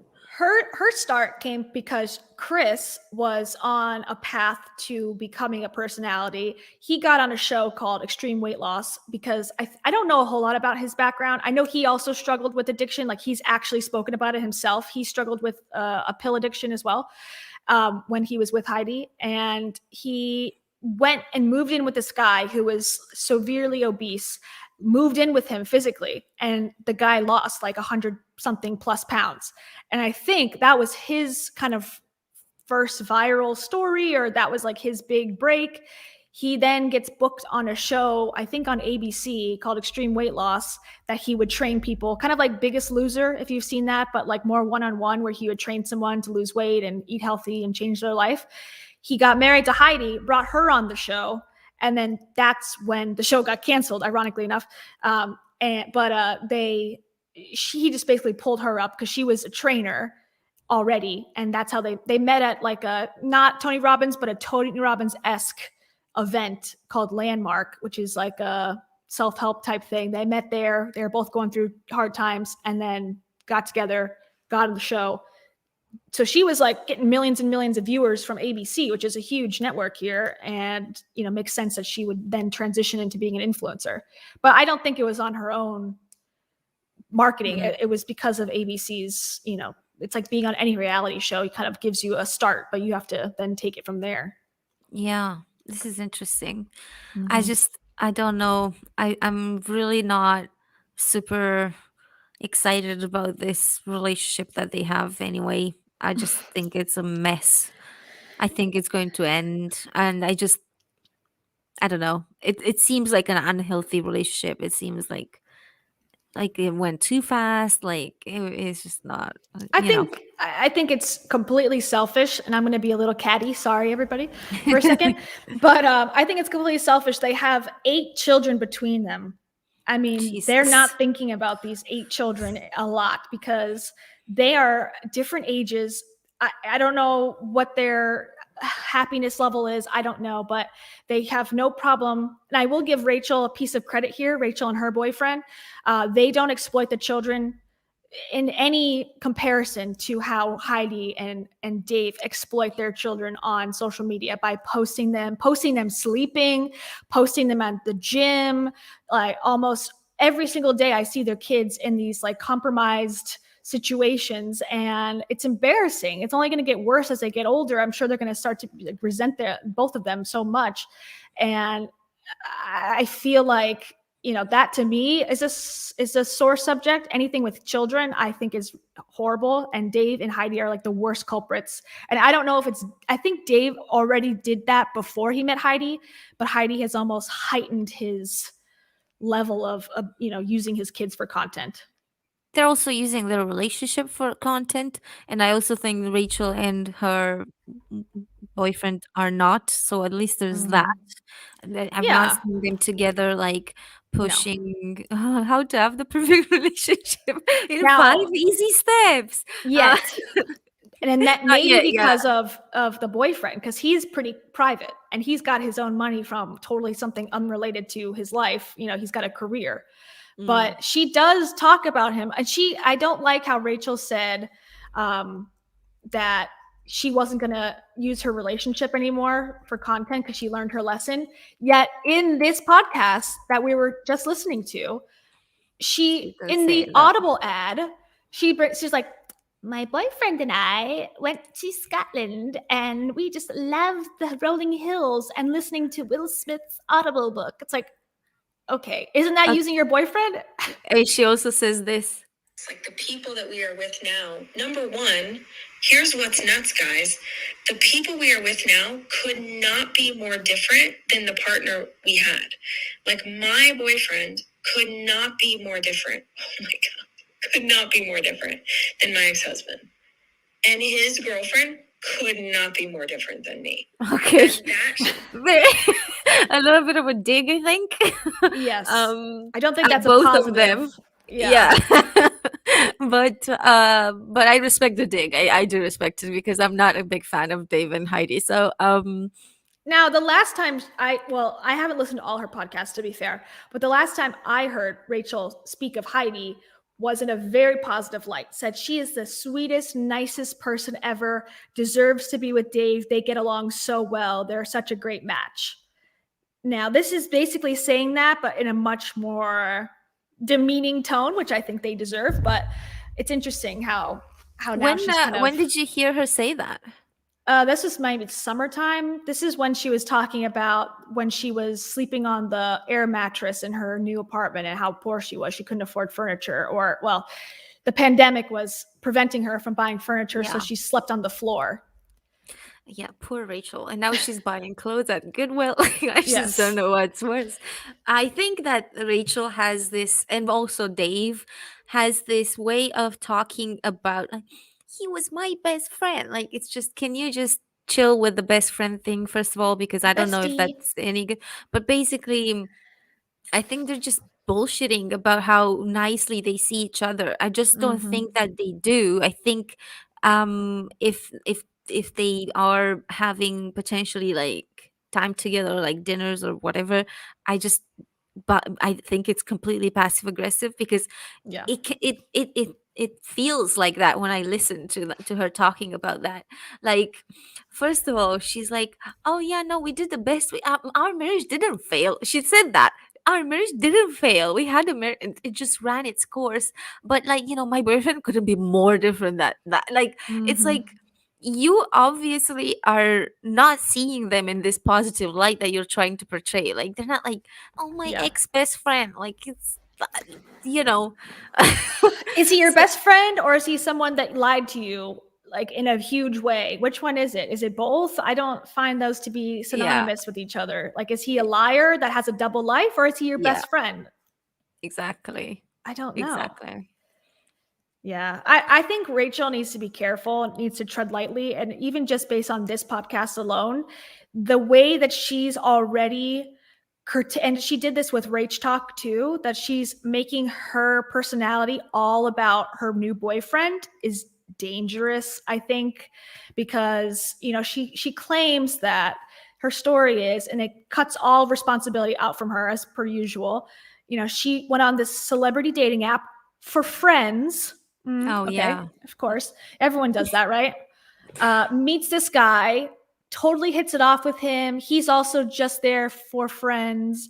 And it just is a love story unlike any other. And the only reason it happened is because they're meant to be together. But with that mindset, it's like confirmation bias. If that's what you believe, everything that they do, good or bad, is going to be like, well, this is meant for me. This is meant for me. And I think it ties into the spirituality thing too, where it's like the universe works through me, as Savvy says, the Yeah. universe works, it's all about me. So whatever choice I make is the right choice. And I think that's how you start to see red flags with the rose colored glasses, so they all look like the same color, and don't start to think like, is this really good for me? She's just already saying like, oh, everything he does is amazing and perfect. And I think she's going down a dangerous path, to be honest. There's a therapist I watch on TikTok. Her name is at So My Mom's a Therapist. And she gives like she That's cool. stitches people and she gives them advice on dating and stuff. And she always says that, and I love it. And I think she's on YouTube now, but it's like a new thing. Um, That's cool. she says, just watch with your eyes. Just watch with your eyes Mm-hmm. and don't just assume, like, I think that's the meaning behind it. Don't assume they're this way or this way, either positive or negative, because like obviously people have a lot of trauma in relationships that are also negative. So Sure. but like even if you go into a relationship thinking it's negative, then you, like you said, you get this confirmation bias. If you go into it thinking it's positive, you get this confirmation bias. And she's just saying like, watch with your eyes. And I love that because Mm-hmm. don't assume, don't assume. And Yeah. obviously Rachel does have this like I mean, I think this is meant for me type thing is also reinforced in religions and in Yeah. spirituality, and the whole idea of a soulmate and all of that. Mm-hmm. Like it's a lot in our culture. So Agreed. I see where it's coming from, but it's damaging and it's not real. Mm-hmm. There isn't really any soulmate, unfortunately, for anyone. There isn't just the one person. Like you either work on a relationship or you don't. Yeah. And Agreed. The amount of time she speaks of him, it just, to me, it's raising red flags. If I was truly someone who wanted privacy, as he kind of claims, or she's claimed for him, because he is so private, he doesn't talk about himself that I can tell online. But she has said like, oh, he's a very private person. Yet at her conference, at Rise conference that I went to virtually, she talked about him and talked about how, she was texting him or wanted him to text her and he wouldn't or didn't. And that disappointed her. She, said that he was backstage, and like, she really wants people to know that she's got a new boyfriend and she's happy. And it could be to compete with Dave, because yeah, Dave I was immediately gonna got with say, Heidi and was like very public, like you said. But I wish that she would stop it. She stopped it with the children, which I think she deserves a lot of credit for. She really kind of cut the kids out of the social media equation, which I think is great, and something that a lot of other influencers should follow. But in terms of the relationship, she did a Rach talk about their first kiss. She talked about that at the conference. She, is recording Audible ads talking about me and my boyfriend went here, me and my boyfriend went there. This is the thing that kind of rubs me the wrong way, which it's controversial, but she told their entire miscarriage story on a Oh podcast, yeah. Oh my which is kind God. of a shocking story generally. And I'm glad, because it seems like a lot of women that read that resonated and Yeah. appreciated the acknowledgement that this is something that happens, and it's, it's painful and it's hard. And she was being, at least somewhat honest about it. I don't know her honesty, but like, it seemed like she was being authentic about it. But as a private person, would you want that to get out there as your girlfriend, someone, especially as a girlfriend? It's not your wife. You've only been together a year. I don't know. I I mean, don't know. I think to me, it's like as you just said earlier. It's because of the peer pressure, if you will, like the idea that Dave is just so happy with Heidi and they're everywhere together, and she's just dropping like little comments about her boyfriend to be like, I too have someone. Like, mhm, I don't know if it is just to bring him into the public. I would be, I mean, watching. So we'll yeah. see, I guess. But I think for now, it's definitely, I think just maybe kind of out of insecurity or something, or I Mhm. don't know, just That's to what it seems compete. like, that there's like, or she really wants him to be a part of it and he's not really interested, but she's going to tell his story or tell his narrative. Yeah. And yeah, I don't know. I mean, I guess she's got to make that money, get that bag somehow, but Yeah, and she doesn't seem to be like able to come up with an idea to have a platform for something that isn't her related, for something that isn't, because like, okay, me and you, for example, we do have platforms, and however small, and they're nothing comparable to Rachel Hollis or Dave Hollis or Heidi, sure. but we do have platforms in which we don't necessarily make it about ourselves, and we don't make it about whatever it is that we have done, and every single like raw thing needs to be discussed and needs to, Mhm. like there is a way to have a public platform if you want to, in which you don't necessarily just put out your private life. So if that is something that she doesn't want to do, or if she didn't want to do that, there's ways to do that. Mhm. But she doesn't, like, she wants to Yeah. push that authenticity thing, but I just think it's like so expired now. I just Yeah. don't, I think that her glory days are over, like that part is expired. I think she just needs to move into a new phase that has nothing to Mhm. do with her being like her private life being like discussed on public platforms. That's what I think. Well, I think people see through it now. I don't think they saw through it as much back in like 2015 2015 era, when she posted the stretch marks photo of her in the bikini.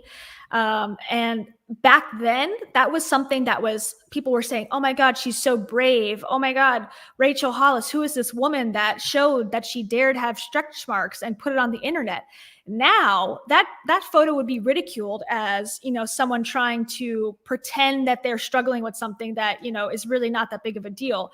I think it's TikTok that has like accelerated people's understanding of how the internet works and how these viral posts and stuff work. And I think people, for the most part, barring a certain generation of people who are older, I think the younger generation is not buying it anymore, and they can see through when something's not totally authentic. Maybe the older, people who didn't grow up with the internet may be still interested in these types of things, but I think, the Hollis company had its peak when that stuff was popular, and now they have been unable, which is the thing with every company, they have been unable to evolve and Yeah. match the times, and they act like, I shouldn't say they act, but I feel like people think like, okay, once a company is successful, it should always just, sustain itself. But especially in this space, I mean, you gotta, even YouTubers, if they have a place and time, and then as soon as they're kind of on the outs, it's very hard to get back on top. It's almost impossible. Look at the woman that you talk about a lot. What's the one? Crip Gabby show. Hanna. Gabby Hanna. Yeah. You know, she Yeah. was on top of the world at one point. She had, you Yeah. know, everything in the world, but it's so difficult to maintain at that level. The only person I've seen do it is Logan Paul, and he's evolved into something else and keeps being popular. But other I than think him, I I don't know. think there are definitely like people who've done it, like what's his name, Mr. Beast, for example, is a Okay, yeah, positive like example.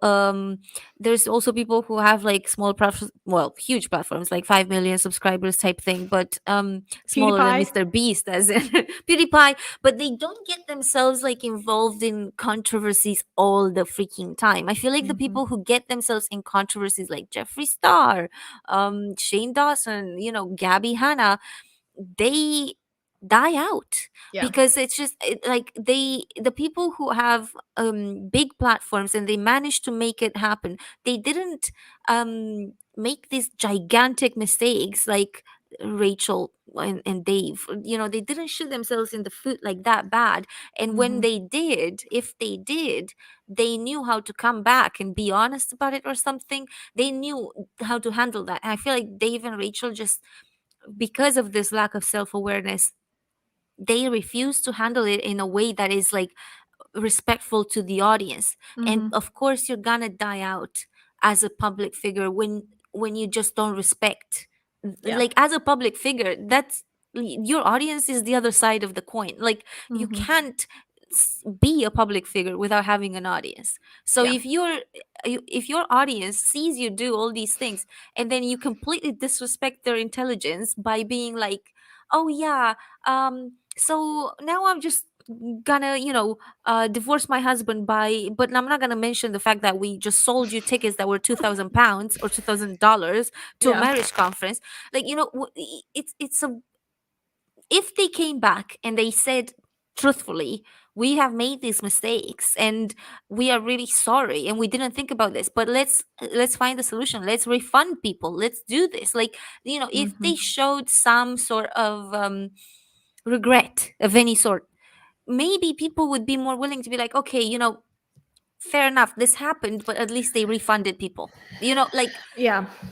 But I think you brought up a good point before about Rachel expanding the company so quickly and hiring like 60 employees at one point. I think Rachel sees herself as, like her tattoo says, as a mogul Oh and yeah. not an influencer. And I think that's her greatest mistake, is that she is taking the approach as a corporation, Mm. and a corporation never admits fault. That's rule number one in business. You never admit that you did something wrong unless you have to legally, because now that's going to be, you know, plastered everywhere. And it's changed over the years. But as an old school thing, I think if a product, something happened with the product or whatever, you would try to bury it under, you know, positive PR and whatever. As opposed to influencers, who I think is a different industry than a company, you can be more authentic. You can ask for forgiveness. You can be forgiven and come back and make a return sometimes if you're likable enough. But I think with Rachel and Dave, they're old school. They're, you know, they're nearing, well, Dave's already what, in his late 40s. Rachel's Yeah. gonna be 40. I think that's enough time that they lived as young 20s without the internet, that they're more old school than maybe our mentality is. And so they're not thinking like, oh, this is my audience knows me and can understand me, versus I have to put out this fire at my company. Mm-hmm. Mm-hmm. I wanted to say to Brandon the Blizzard, there's another Blizzard here competing. Hi, she's from, or he or she or they are from the Netherlands. Hello, nice to see Hello. that we have some watchers from this side of the pond. Yes. Yes. Um, do you? Oh wait, hold on. We have a few comments I didn't see. Hold on. Jake Paul is a dick, but he's reinvented himself better. Yeah, he did. He did. We have to give him credit for that, I would say. I have to give the Paul brothers a lot of credit, and to my dismay, they, I mean, Logan Paul especially took a huge PR tumble back when he did that video in Japan. And, you know, it could have been over for him. It could have totally been over. He could have just, you know, disappeared slowly over time. But he apologized, sort of, took some time off, rebranded a little bit, and came back. And now with the boxing stuff and all that, I got, as much as I don't like them, I got to give them respect that they are, they know how to attract an audience, keep an audience, engage an audience, and that is something that companies struggle with. I think Logan Paul, I would say that, but I don't know about Jake. Jake, uh, He's less he's so. problematic in so many ways. I don't think he is. I feel like Logan is a bit more responsible. I think he got hit, but he Mm-hmm. learned from that experience and he became responsible. And I think Jake never got that kind of like serious hit to his ego, to his audience, Mm-hmm. to everything. So I don't think that Jake actually ever learned. And Yeah. I think he continues to do problematic things, unfortunately. But Mm-hmm. you know what? I'm also positive that that karma will provide when it's time. Sure. I think that the I think that the gravy train will be over at one point if they continue to do, or if he continues. I mean, Jake Paul continues to do like Yeah. what he And does. I will say that, at least it seems on the surface that they may be honest about kind of who they are. They don't seem to come off as like, we're great people, at least anymore. We're great people and we're just what you should do as an example. Like our life is an example for you. It's like they kind of are like, yeah, we like money, we like boxing, we like, girls, and at least they're honest, I guess. I don't know. Yeah. There's definitely a new, I think, a new wave of influencers now. And like you said, I would give credit to TikTok for it. And I Mhm. think like the tide is changing. Like I Yeah. just don't think that the traditional influencer that has like the perfect picture with the perfect lighting, with the perfect like everything, the perfect decor is like, I just Mhm. don't think, I think people are over that. Like I just don't think that Totally. they want to see that kind of stuff anymore. I think they want to see people, and especially after a pandemic that, and I don't know if we are after quite yet, but after After this going through it going through somewhat. so much, I Yeah. think right now we need real people with real insights, and not just someone who pretends to have it all figured out, but they're Mhm. struggling like massively.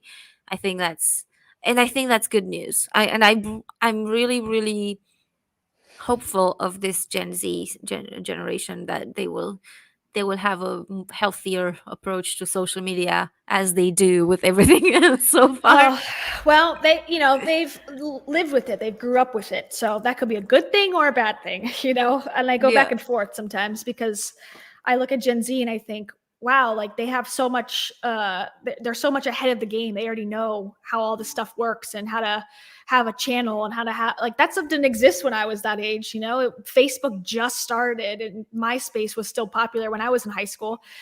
But yeah, could they now not do anything else other than the phone? I don't know. Maybe. Yeah, the bar is so low for influencers. Maybe we should all consider it as a career. I mean, yeah, we're trying here. Here we are. Well, Uh, the thing with influencing, it's like you got to be willing to shill stuff that you don't agree with, and that's the problem I have. It's like I don't want to sell something that I actually wouldn't use or don't use, and I don't know. I think that limits you in how much you can make. yeah, I was wondering if Rachel and Dave are divorced now, while they're still. I think it's just because like Rachel has like books under this name. She has the Hollis Co, the website, everything. Like people would never know.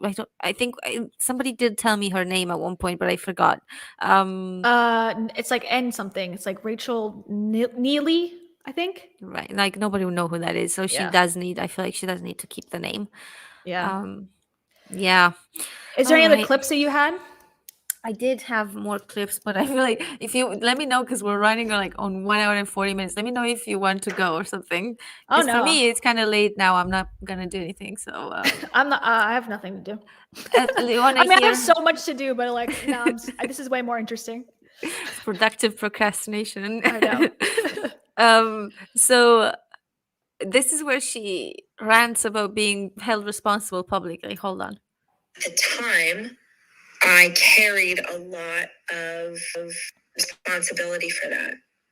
Publicly, I carried the responsibility because I wouldn't talk about what was really going on.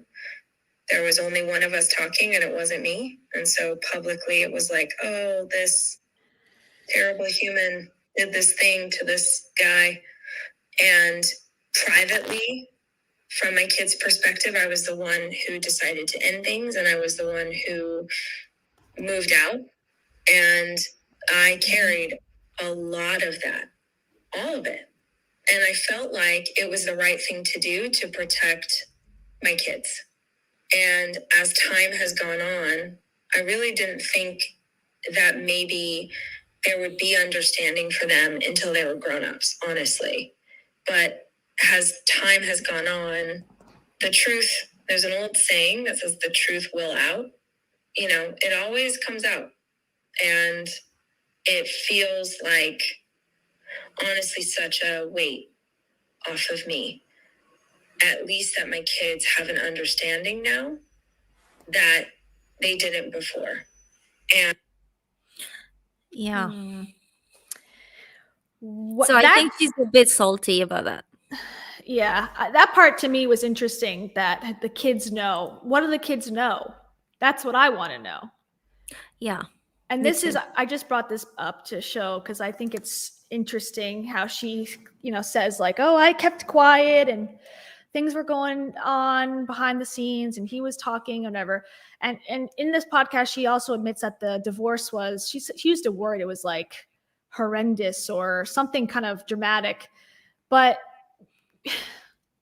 even in the announcement of their divorce, it kind of comes off as toxic positivity to me too. And it's like the part where she's like, we remain dear friends as we raise our family as co-parents and run our company as partners.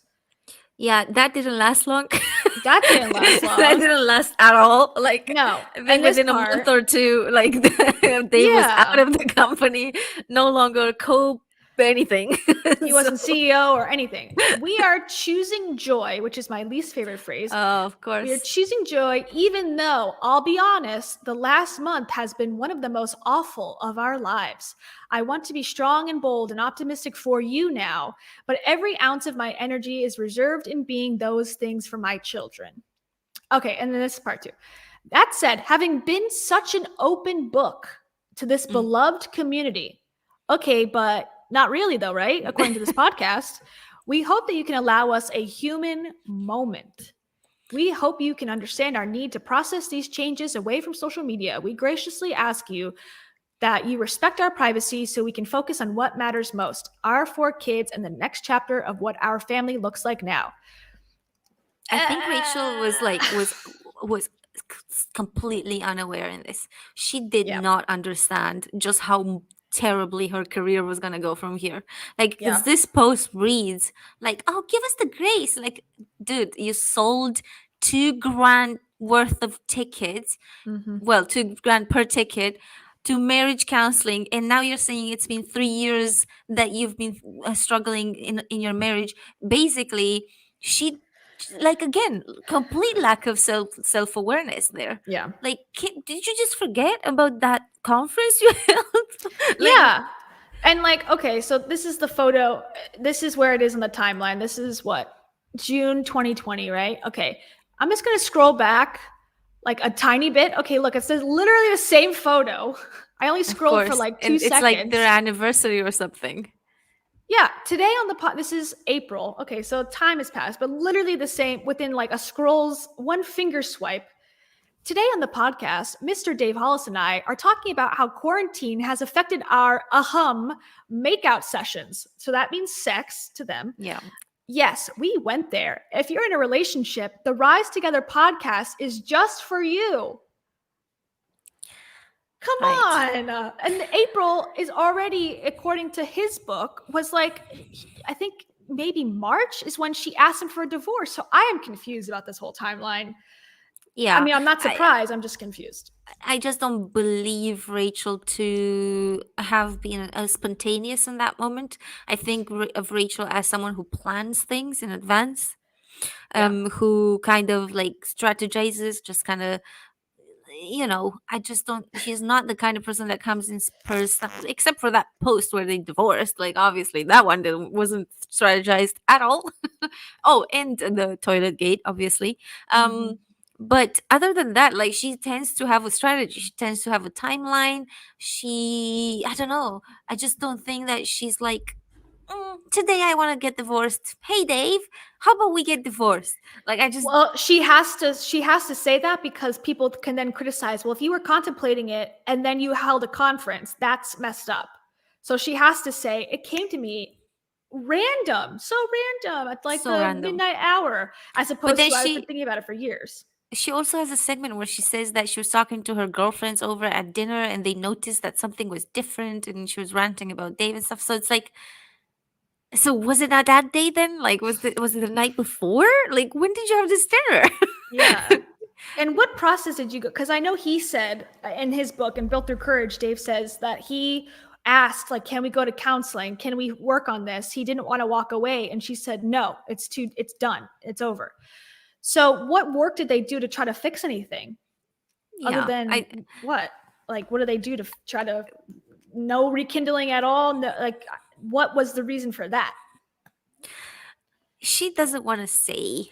I know. She doesn't want to say, but I'm willing to bet that there will be a tell-all book because she doesn't want to say for free, but I'm pretty sure that she's gonna say for money. Like, come on, unless like maybe Oprah pays her to come on Oprah and whatever.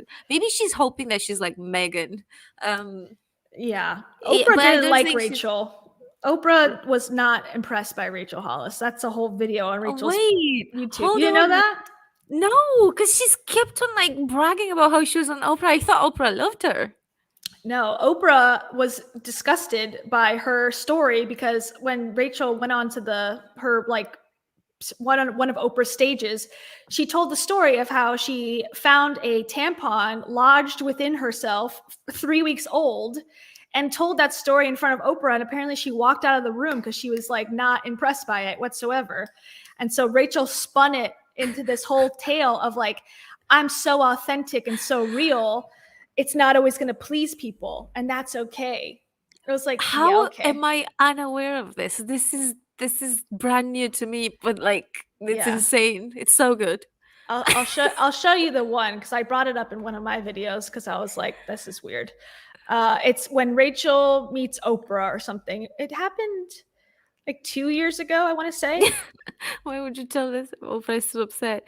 Wow, I had no idea. And she's been pushing this. I've been on Oprah thing, like in everything. Let me find it. Yeah. And I think she had to address it because of that reason. Because, okay, here it is, How I Met Oprah. So if you're interested in listening, I don't know if, can you hear it? If I play it, will you hear the video? No, right? I can't hear anything now. Okay, let me see. I think there's a way I can share it. If everyone's down to watch this video. Yeah, I think we are. I would say. Since everyone's chilling today on this wonderful, was it Wednesday? Oh, so Chelsea says when she was having dinner with her girlfriends, this happened during quarantine. Yes. Yeah. Another amazing influencer move. Let's go to parties and be super spreaders and dinners and stuff. Let's just do it all. Have it all, baby. The world is your oyster. Okay, now you should be able to hear, I believe. In the middle of 2019, I made a decision that I would no longer speak on other people's stages. I knew it meant that I wasn't going to be able to meet as many of you or hug your necks or sign as many books, but it did mean that I would be able to be home with my family more, which is the highest priority in my life. And so I made this decision. I said, I'm not speaking on anybody else's stages.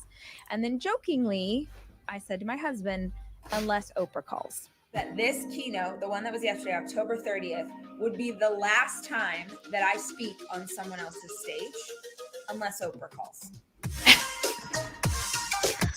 Okay, before we watch this whole thing, body language experts, they look miserable. Look at his face.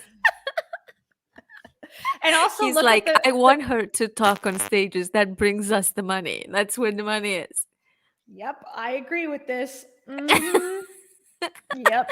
Oh we're so happy, you guys. You should learn from us on how to be happy. Look. And this, if you recognize, this is the background that he uses for his videos now, and he's completely changed it, and all these books are gone and stuff. He's made it like all about himself, which I think is kind of telling. Where is Savvy? I wish Savvy was here. I know. She's probably working or something. Yeah. Lame. Lame. But anyways, I mean, I couldn't not say anything. They look miserable. I think looking back, hindsight's 2020, but come on, they don't look like they're having a good time. Okay. Yeah. Unless the stage, unless Oprah calls.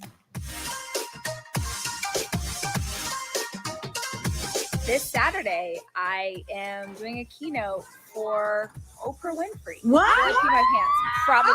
Will I throw up? My God! I'm 100% that even when I'm crying crazy. Yeah, I got 4 problems. That's a human in me. Bling bling, and I solve them. That's the goddess in me. You got right the middle. Help me with your career, just a little. Okay, wait. Not to pause it again, but that was got to be the peak of her life right there, that moment. Yeah. And then it was all downhill from there. Yeah. She had a whole like entourage back then too, man. Maybe it's she crazy. can manifest it again or something. Yeah, I don't know. After just watching, manifest. I don't know. Like she manifested Oprah obviously by saying she wants to be on Oprah. I mean, it worked, but then I think I mean this is from March 19th, 2020. That's not that long ago, everybody. It's not like when did she wait? She announced the divorce in like June, I think. Yeah. Yeah. That was it. That was it. That was the end. That was the very end. That was the peak of fame. I think that's what happens when you get to a place where you're finally happy. It's just like it's like the what's it, Icar or something, Icarus. Yeah. He flew too close to the sun in a private jet, apparently, as we're about to watch.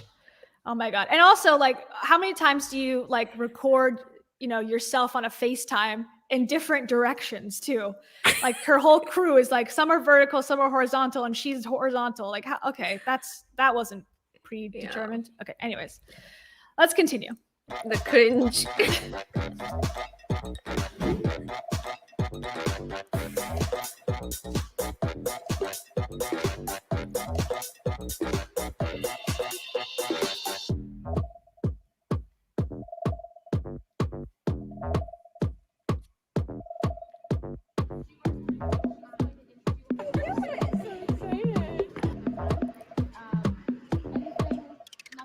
And then sometimes I talk really loud, and then sometimes I bring it in deep. I was gonna go in an inappropriate place, and there's a little girl back there, and so I won't do it. This is jumping up and down, and I'm gonna do that.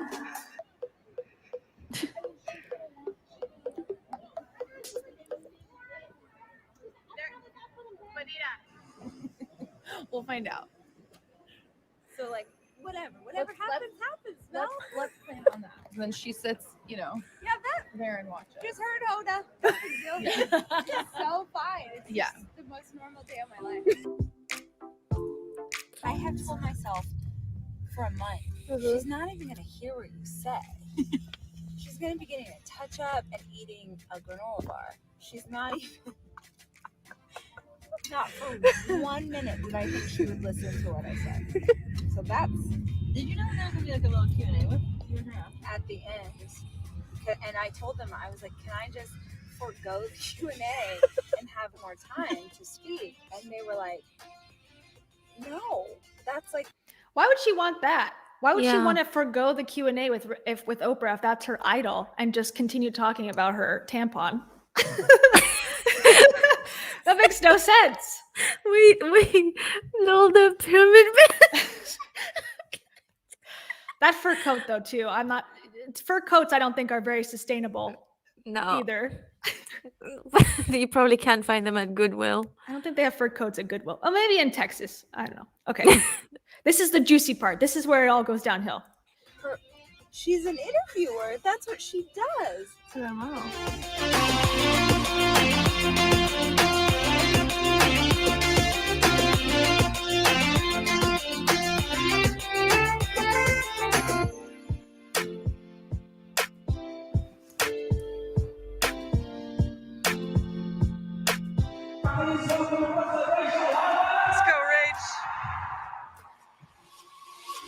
Before I ever, like when it was like, okay, we're gonna do this thing, I was like, I'm gonna tell the tampon story. Okay, So you're just gonna tampon let it story. happen. And she also, not to be mean, but she also kind of dressed like a tampon. And I don't think that's a I don't think that was not on purpose. Oh God. Okay. Oh. Tampon story feels ballsy, Mhm. which I understand was the two different body parts. With her staring at you. But that's kind of part of the magic. Oh my God.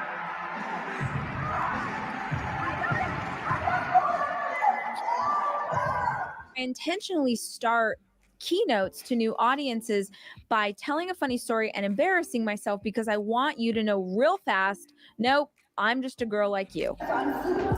Who thought that I would want to be relatable? I don't want to be relatable. No, I would do anything.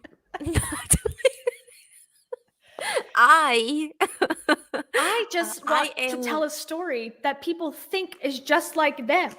I Not want to relatable. be relatable to the Queen of England. Yes. That's what she I was am saying. on the same level as the Queen. Obviously, We were not reading between the lines correctly with that comment. Obviously.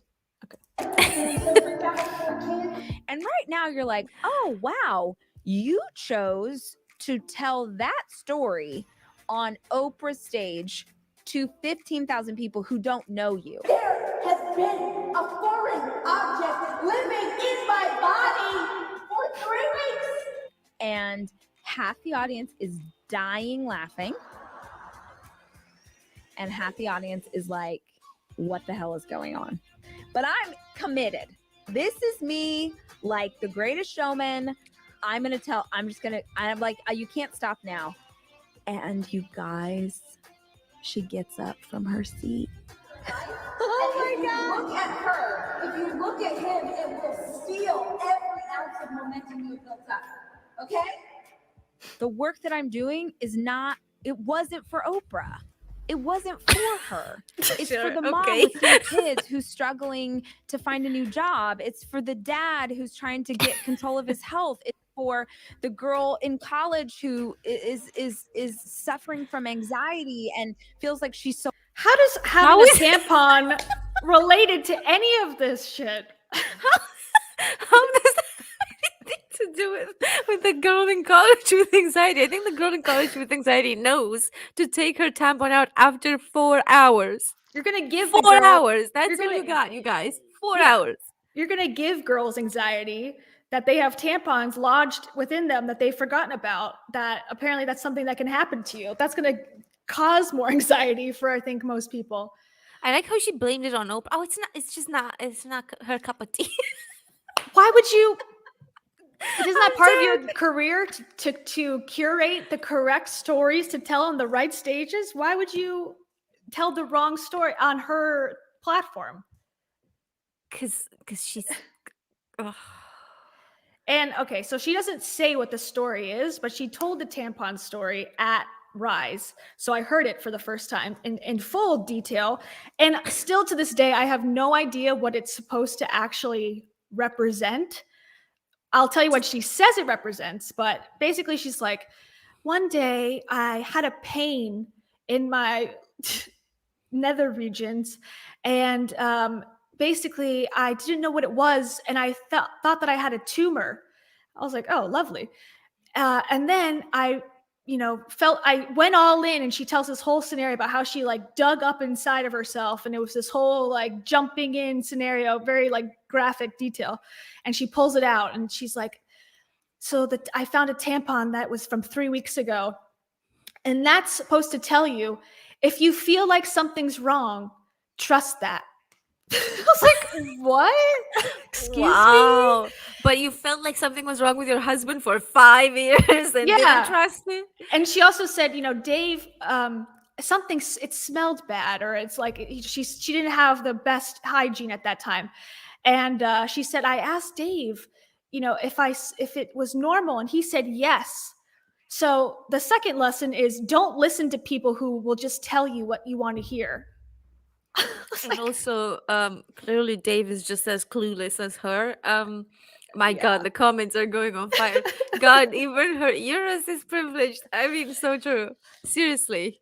She's so Seriously. busy, guys. She's so How can busy. you lose your tampon in there? Like, it's just like, it's not I like don't that think small. you can. Yeah, I think it's just she told a story that she thought would relate to something, but she kind of does that. Like she says, like, I just want to tell something that's embarrassing to make it seem like I'm just like you. But it doesn't have to be logical, I guess. No. I mean, I wonder if it's even true at this point. Yeah. Or And if she was just an made a adult. mistake, like a bad judgment call in telling a story that she thought might be relatable. And then Yeah. turns out, like somebody said here, hold on. Oh, wait, Oh, sorry. I'm losing the comments because there's so many. Basically, just, oh, Jesus, somebody said something really funny. Oh, this, yeah, something like this. Like she's probably just thought, okay, this would be a relatable story. I bet women lose their tampons in there all the time, and then I'm gonna make it 3 weeks. Tell it, Not- sister. Not like 1 day or 2 days. No, 3 weeks. By the time you find out, you get your second period. Doesn't that So- tell you something else? Almost like a warning sign, like, oh my God, I've been so busy that I haven't even noticed this horrendous thing happening that seems very obvious. Like, I don't know. Doesn't You it seem like more of a can't- warning sign? You can't, like, tampons are toxic. Like if you forget to take it out, it's toxic. Like there's toxins in the tampon. That's why people have moved to, I don't know if you've heard the liver cup cups. and stuff. Yeah. Yeah, because tampons are toxic. So if you leave it in there, it's just essentially like poisoning your vagina. Like that's terrible. Well, yeah, and I don't know. Who knows about the biology of how this would work, but I think something probably would not be working correctly because I think stuff's supposed to come down over time. So if it's not naturally pushing itself out, that's also kind of concerning. Yeah, you can die. Yeah, Yeah. I've read articles about women who were like in emergency care because of it. And they didn't say 3 weeks. Not Rachel. Not Rachel. No, not Rachel. I genuinely think this is a made up story. Me too. I think so too. But that again, like she told that at Rise, which is those tickets were going for $2,000 at one point. Like it's a story she's already told. You're paying $2,000 to hear a story she's already told that's most likely made up. It's like, come on. Yeah. Come on. Anyways, let's finish it, I guess. There's like what, a minute and a half? She basically meets Oprah and then continues to say how unaffected she is by Oprah not being impressed. Sure. So alone, it's not, I want so desperately to impress my hero, but she's not who this is for. We continue talking, and the last question she asks me is, man, you've had this book, and she's talking about Girl Wash Your Face, and she said it's been on the New York Times for 84 weeks, and people just love it. And what do you think it is? Like, why do you think that people have just latched onto your voice and your teaching style? Like, what is it? Why do they like it so much? And I looked at her with respect, and I said, So I'm going to throw you off right now and say the books took off because I'm willing to tell you the tampon story. Because in a world where everything is so perfect, I raised my hand and said, I struggle with this, and I feel like a bad mom, and I was an alcoholic, and I didn't know how to have sex with my husband, and I said all the things that a lot of people are going through, and I think there is commonality, no matter how different we are, we're more alike than we are different. We are. Oh my God, Oprah is so tall. I know. Rachel Hollis! You did it, girl! Sorry, but Rachel just fucked up so bad. Yeah. Like, how the fuck do you fuck up like that? Sorry, that was a lot of swearing. You That guys, was the only time I swear a lot. No, you're fine. We're deep enough into this podcast now or live stream that we're able to be our true, authentic selves. Yeah. People are still here. It's their own fault. Oh, Yeah. that is so cringe. Imagine, Toxic shock positivity. Oh my God. imagine being on stage with Oprah So in front funny. of 20,000 people and Oprah being like, why did you? Are you crazy? So tell me, based on this story, there's no absolute reason why this book should have done so well. So why do you think people liked it? Because I'm confused. Yeah, and she really tried there to be like, yeah, because I tell these stories. Like, dude, did you not notice she left the room? Like, don't repeat that. Pretend like that didn't happen. Tampons, rock and roll, baby. This is so cringe. Like this, I've never seen this. This is next level cringe from Rachel. This is the spin of Rachel Hollis. I mean, I And think I think the And I'm obvious glad that she thing- made it also another piece of content. There you go. Of course, yeah, of course. Why would you not? I mean, it is a cool thing to happen. I think she had to. I think because she made it such a like, if she ever met The Rock, she would kind of have to make it a thing. Like, oh my God, this is my dream come true type of thing. And so because she talked about Oprah so much, everyone knew that she was going to meet her. So if she didn't address it at all, it'd be weirder.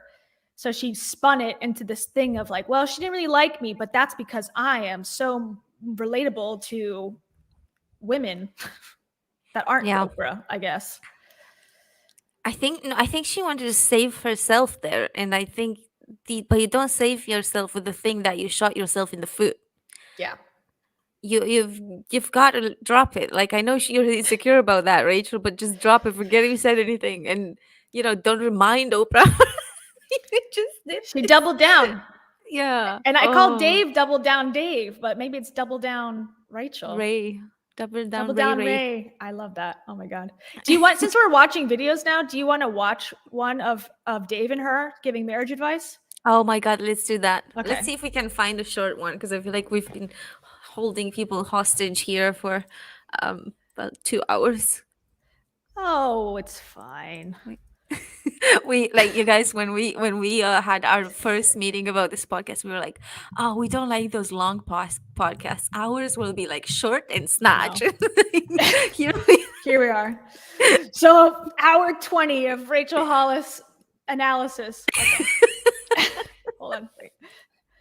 Okay, I have to do this special thing to get the audio, so stand by. Okay, share screen, Chrome tab, Rachel and Dave. Okay. All right, this is 13 minutes. We don't have to watch the whole thing, but we'll talk about some of the quirkiness. And I think I will say, I watched this one yesterday. Dave seems much, much more tolerable, this version of himself, than the version he is now presenting online. Yeah. Crazy. Okay. Ready. Even though I haven't eaten or had coffee. My You phone can't beeped. even shut off your volume? I didn't know what happened. I mean, the quality of our video. Sorry. Hey guys, I'm Rachel. I'm Dave. We didn't set that up well. Well, yeah, it's fine. Okay. manufactured. This was even edited, this part. Yes. And you can tell just based on that, 17-second interaction, she hates him. Absolutely hates him. She's like, put your hand down, your stupid phone. You didn't say your name right. It's like, oh my goodness. He looks so in love though. Look at that. He hasn't quit his job yet. That's why. Oh, he was doing it all, and now he's fallen from grace. Oh, Yeah. poor Dave. Poor Dave, but also who cares? I thought that we would tell you a little bit about us, our marriage. You watch us in videos, and so What is this about? our marriage. Yes. Great. How long have we been married? 42 years? 13 years still. 13 years. But we've been together for 15 years. 15 years. Keeps getting better. Every year's been better.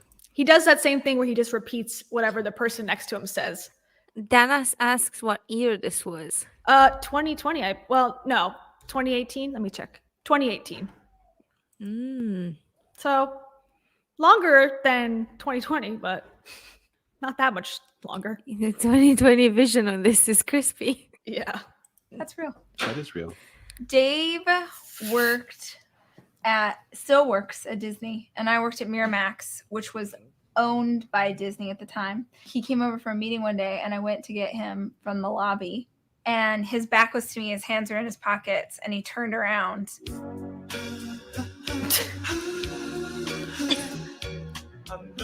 you even remember this moment? No.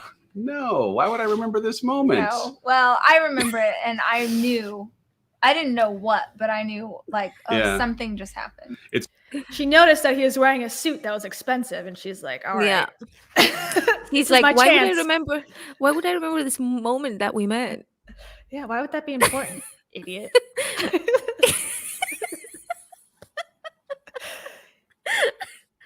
He's I have like, my I was other high. life to go to. Yeah. My other wife is waiting for me. Dummy. Okay, sorry. All right. But do you think he's more reserved? He's like more tolerable this way Yeah, than he is now? The yell he talking. looked younger. He looks 1,000 years older now. The pandemic has hit all of us, so I will give him a That's break. true. But That's true. geez, that 4 years ago? Oh my god. Okay. It's funny because it started very professionally. Yeah. And then slowly you could Yeah. see just like a little crack where it was like, oh, wait, that's a joke. Yeah. Oh, you're being funny. Yeah. And then a little more of a joke. And then we started sending rap lyrics back and forth. did. And then we started like, but the climb, not like Miley Cyrus, but like the climb that took place to, it going from being totally professional to not professional Yeah. is something that happened. And it happened pretty quickly, but it happened. The key to our long marriage, joint property laws in the state of California. Oh, thank you, Ray. Oh my God. Yes, that's probably the key. I guess they're still in California at this point then. So then they moved and their relationship broke down. She's like, now that the laws are different in Texas. Now that the laws in California don't apply and I can no longer own this that you bought, I suppose this is over. Yeah, I guess I'm out. I'm a cowgirl now. He didn't have a beard. I think that's why I'm thinking he looks so much younger. But I think true. it's just the beard. He's thin. He's in better shape now, muscularly, but he's thinner now, I feel like, in this clip. Like he seems like he's more bulky now. Yeah, I think he's definitely been on like a lot of runs. Protein. Yeah. Protein. Yes. Protein. Okay. Yeah, I love someone said about the rap lyrics. I want to know what they sent to. Like which rapper were they discussing? I know. I'm curious too. Okay. We are deliberate. We're intentional. We do take seriously the work that is required to make a marriage great. And Absolutely. like we go on dates Yeah. once a week, every week, even if we don't want to, if we don't like each other as much that Yeah. week, even if we're tired or have traveled or whatever it might be, dating each other is important. Yeah. It's better every year. Oh, for sure. Like so much better every year, which is crazy because in the beginning you think like I can't possibly love you more than I love you right now. Oh. And it's not true. Not even Like, close to true. I don't even like that guy like 8 years ago. Remember like the you're blue so much Billabong better. t-shirts Oh my that I would God, wear that yes, like had I my do. protruding "Are you pregnant?" belly, Yeah, and we would used go to both be Denny's. much chubbier than we are right now. We had some terrible eating habits. Oh. Our like big excitement, like there's not a more exciting date for us. Stop. This is pre-kids. Then Black Angus wagon wheel sampler platter. Yes. Thank you very much with potato skins. Yeah, I remember like I would get you'd a new coupon in the mail. job, like a promotion, or I Yeah, won that's a how we poker tournament celebrated. one time. Like, Yeah. what are we gonna do? We're gonna hit the Angus. Black Angus. I hope you'll like show. Okay. That was a lot to unpack. That was very cringe. I can't even like shake it. This is just. It gets worse because now they start to show photos of themselves as I liked those. Actually, they look so much better now than they did as young people, which gives me hope for me. I'm like, that's why I'm pushing it at the gym and see if it works. results. Yeah. But I feel like this has been criticized before, that this interaction right here is like a lot. I don't know, like a lot of people struggle with their weight, especially their fans and people who look up to them.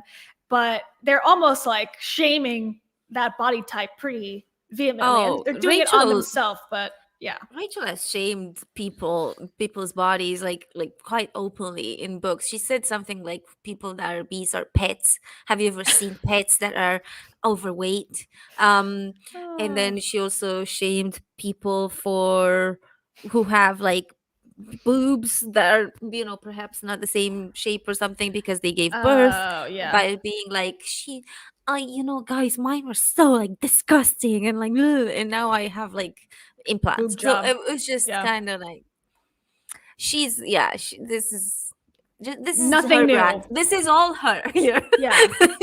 Dave, I Okay. think at this point, I think he was not in videos a lot, and you can tell that he's a little bit more natural. He's a bit more normal. Mm-hmm.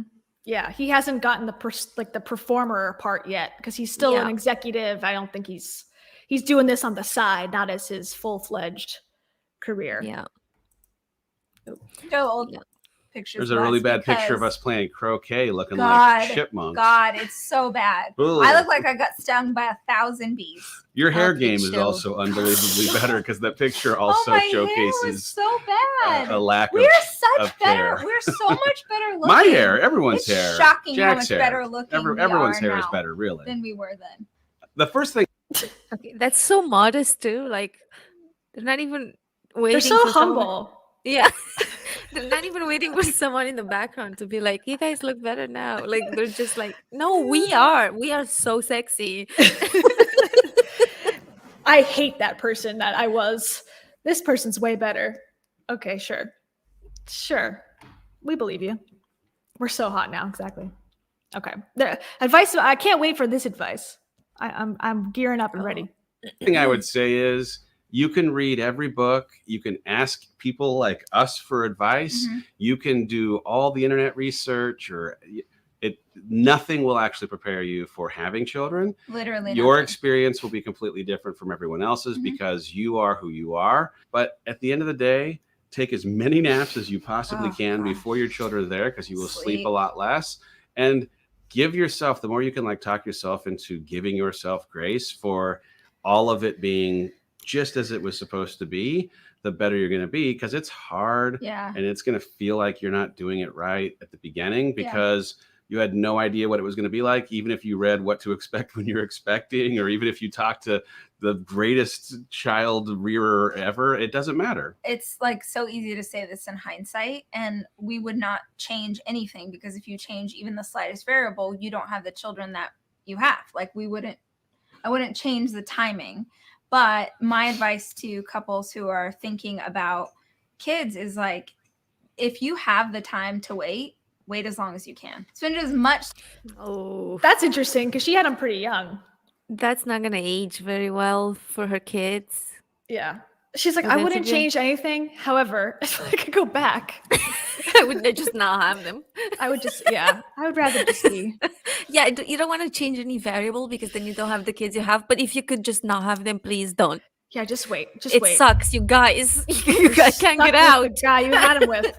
Yeah. And I'm Beware. inclined to like go by her implied words here and just not have kids. I don't know if I could deal with like I think it's too hard. I don't think she's ever really expressed loving being a mother. I think she expresses that she's glad it happened, I suppose. But she also says, like, Dave wanted a wife and kids. Dave wanted this. Dave wanted that. I wanted to be my own person. Like, yeah, it seems like maybe children wasn't, I don't know. She's always wanted something beyond that, which is fine. Nothing wrong with that at all. But she's never, to me, come across as someone who loves being a mother. Which I guess Yeah. is fine. It's not a big deal, but I just something I noticed. Yeah, but they have 4. It's not even like they have 1. Yeah. It's not like they happen to have a child and then she realized whatever and then she never made that mistake again. No, she made more mistakes and then she adopted a mistake. Well, I think my thought is she probably wanted a boy and a girl so she could be, the perfect 2.5 kids, a girl and a boy. They had 2 boys, so they had to have a third boy. And then they said, we're not going to try again. Let's just adopt a girl and then we can be done. Because they've often said she completed the family because I think they wanted the girl to experience the girl part. I don't know. The adoption of Noah is still. We talked about this already, but it pisses me off that they adopted a child and then they broke up. Like Jesus freaking Christ! Like come on! Like you've Yeah. got like she's like almost 40. They're not like kids who just Yeah. don't know what they're. You have to be more responsible than that, for fuck's sakes. And it's an open adoption, which I think is interesting that she's still involved in Noah's life, which I think is good. But I wonder, what she says now, like how she deals with seeing her daughter with an open adoption with 2 divorced adoptive parents. Yeah. Why don't they talk about that? That's interesting. You know, I know it's probably private, but like that would actually be something I would find, you know, interesting to know about. Yeah. Anyways, okay. The rest of the advice I thought was fine. You know, decent. Like, okay, you never know how it's going to be until you do it. Okay, that's fine. Time as you possibly can together and traveling and exploring and figuring out who you are as a couple. I think society tries to rush people. Like, when are you going to find someone? When are you going to get married? When are you going to have a baby? Like, man, take your time. To the extent that you can borrow a kid, to the borrow a extent that you kid. can have Just a for like a niece or a weekend. nephew Give 'em come to your back. house and have them for a length of time that lets you feel the real weight of having to keep somebody alive, you will then appreciate the things that you do not appreciate before you have kids, like being able to binge watch a show on a Saturday, like shows we binge sleeping in after we ate the sampler platter? ever, like going out whenever you want, like all of those things, or not, or like Maybe staying in I'm soft Target pants. You for can 6 you hours. can do on a it. You can do Saturday. whatever you want. Maybe but I'm not going to get out of my pajamas all weekend. I was like a hot mess financially. Yeah, I think that's kind of like where she's coming from. She Yeah. kind of has some regrets, possibly. I don't think she would ever give her kids back, but I think, you know, as an older person, I think that's why a lot of women wait, because they don't know if their feelings are going to change later. So you might as well wait it out and then have kids when you're ready or you're sure. I think she's almost doing that in reverse. Like she thought she's thinking about all the reasons not to after she's already had them. Yeah, and yeah, I don't get this segment. It's just very jarring right now. I've watched this video before, but I never thought about it so in depth. But like, she does sound regretful. Yeah, a little bit. I think if I was her kid, I could take it as like, oh, we weren't that fun for you. I thought we were everything, you know. The kids probably never see them, so yeah, hopefully. Or we'll see. They apparently know the secret of Dave, so they know something. Well, Apparently. as long as they know, they don't need to be seen, or they don't keep need to them hang off the out. internet. Keep them off. Okay, this is about money, which I think is interesting. Yeah, I'm not going to get out of my pajamas all weekend. I was like a hot mess financially when Dave met me. I was a gamble. I mean, obviously you saw the diamond in the rough that I was going to become. I made like $12 an hour with no overtime. I live in LA. I couldn't afford anything. So it just made sense when we got married. Remember the car you had that you had to run the heater on so that it would, yes, I had a green forest green Plymouth Acclaim handed down through generations. It overheated every time you even barely turned the engine on, so I had to constantly run the heater to pull the heat off the engine. Anyone? I was a financial disaster zone. She was also like 19, so yeah, who has money at 19 that's like not from your parents? $12 an hour is pretty good for 19. And it was back in what, like the early 2000s? That's actually fairly. That's not so bad, Rachel. Yeah. I mean, LA, but I guess she wants to say she was not a mogul, so. Not yet. She was a gamble. I guess. I mean, who the fuck isn't a gamble when you fall in love? Like, of course you're gonna gamble on that person. Yeah. I don't understand. I guess it's for humor's sake, but it's kind of like, that's like everyone's story. Yeah. At it's that like, age. so I guess you took a risk by marrying me, a poor, like what is she trying to say? Like, isn't he meant to marry her for love? Is he meant to gamble on the finances of her? Maybe this is her way of like broaching the subject of like, you wanted a girl, right? Like you wanted a little girl, huh? Like, I don't know. Like you wanted to. Because if she was a financially sound person, I don't know if he would be interested. Perhaps. Oh, I don't think he cared about the finances. I think he was just more about like, who can I step on? Yeah. He seemed to be like wanting to date and other people and stuff. And then she kind of put the kibosh on that. And then he kind of changed his tune. I don't know. Yeah. So I guess like all of this marriage is her fault. Yeah. Rachel, what have you done? Why did you force this guy to marry you? Yeah. Well, at least she figured it out by 40 or 38 or whatever how old she was when she divorced him. Yeah, and also with 4 kids in the Makes Yeah, that's who suffers at the end of the day with all Yeah. with all these decisions. But Yeah. okay. A dude magnet. Yes, I was, but now it's fine. Yes. Just look at, I'm just making money. I All don't know worked where out. it goes, It all worked but out. I know how to make the money. I just don't know how to manage it. Yes. And I feel fine about that. It's good. California's a joint property state. We're good. I think we're She brought that up again. The only thing though too is at Rise about this specific section, she said she blamed Dave for throwing her on all these stages. She's like, Dave was the one who forced me, essentially. She didn't say forced, but Dave signed me up to speak on all these stages. I just wanted to have my bra off with my children, but he wanted me to speak so that I could make money because he was coming from a place of lack. But here she's like, I know how to make money. I got no problem making money. I don't know how to manage money, which is kind of a red flag. But I think that's what you were saying. Like she buys things and employees and tried to grow too fast and probably is now suffering for those choices. Yeah, totally. But This is so sad. Look at her face here. I know. That's like a freeze frame of disgust. And he's joyful. Look at how joyful he is. He's having a great day. He's like, I miss that life's never been Dave. better. I know.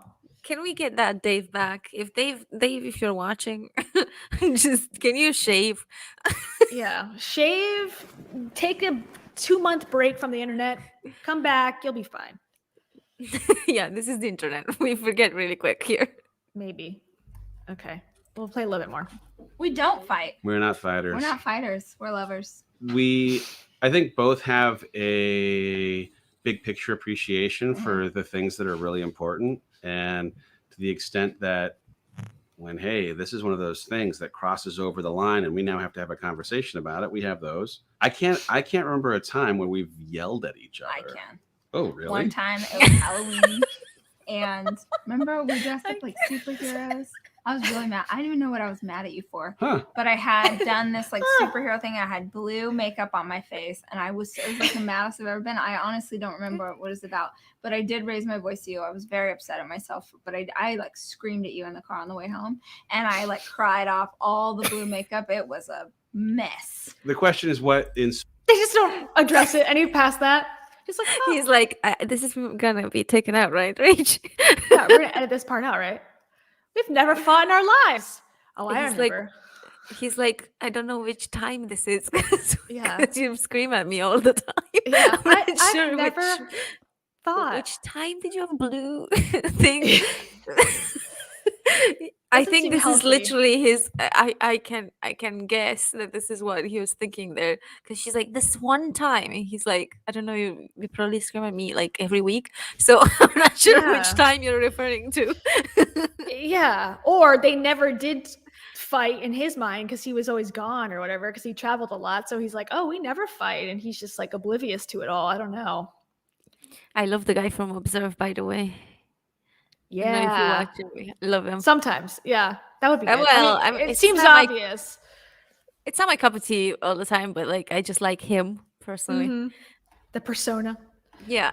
Okay, there's inspiration. What else? Or what's this category? Skip it. I think inspiration's boring. They will want to change as well. going back Oh, keeping the spice. Okay, let's do this one. This is about their makeout sessions. Yeah. The most important part of a marriage, as everyone knows, Exactly. according to Dave and Rachel. Okay. to what we first talked about, this idea of like pursuing your spouse or dating your wife or having some frequency of going out and having time that's about you, especially when you have kids, it always leads to making out. It always leads to feeling more in love with each other. And so that is really important. But spice also isn't exclusively bedroom flavor. Oh man, I'm going to go with it for a second. But like, I know.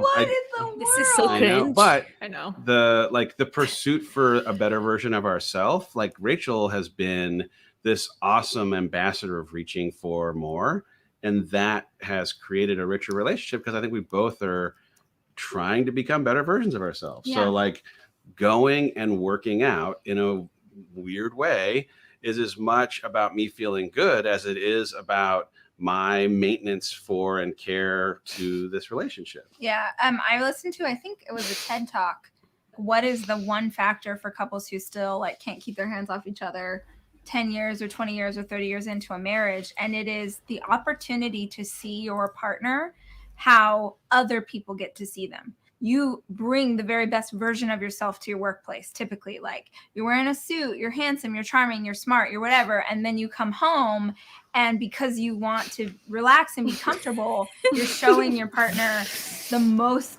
oversized shirt, soft pants version like, of yourself. Throw your underwear on the floor version of yourself. Okay, that's interesting because in the video where she talks about her first kiss with her new boyfriend, she says she makes it very dramatic. I had holy sweatpants. I had Birkenstocks. I had my hair in a bun, and then he kissed me. It was like, okay, so if you truly believe like you have to bring their best to the table every time to be attractive, why would she wear that to her new boyfriend's? She did date or not wear whatever? that. This is complete and utter BS. Yeah, I do not buy that for a second. I agree. And that she was so She's oblivious. stupid, but she's not that stupid. Like She's very smart. She is like Yeah. so Yeah. smart. I mean, Yeah. to her own Exactly. detriment, I feel like, because she can't be authentic. She has to be like calculated.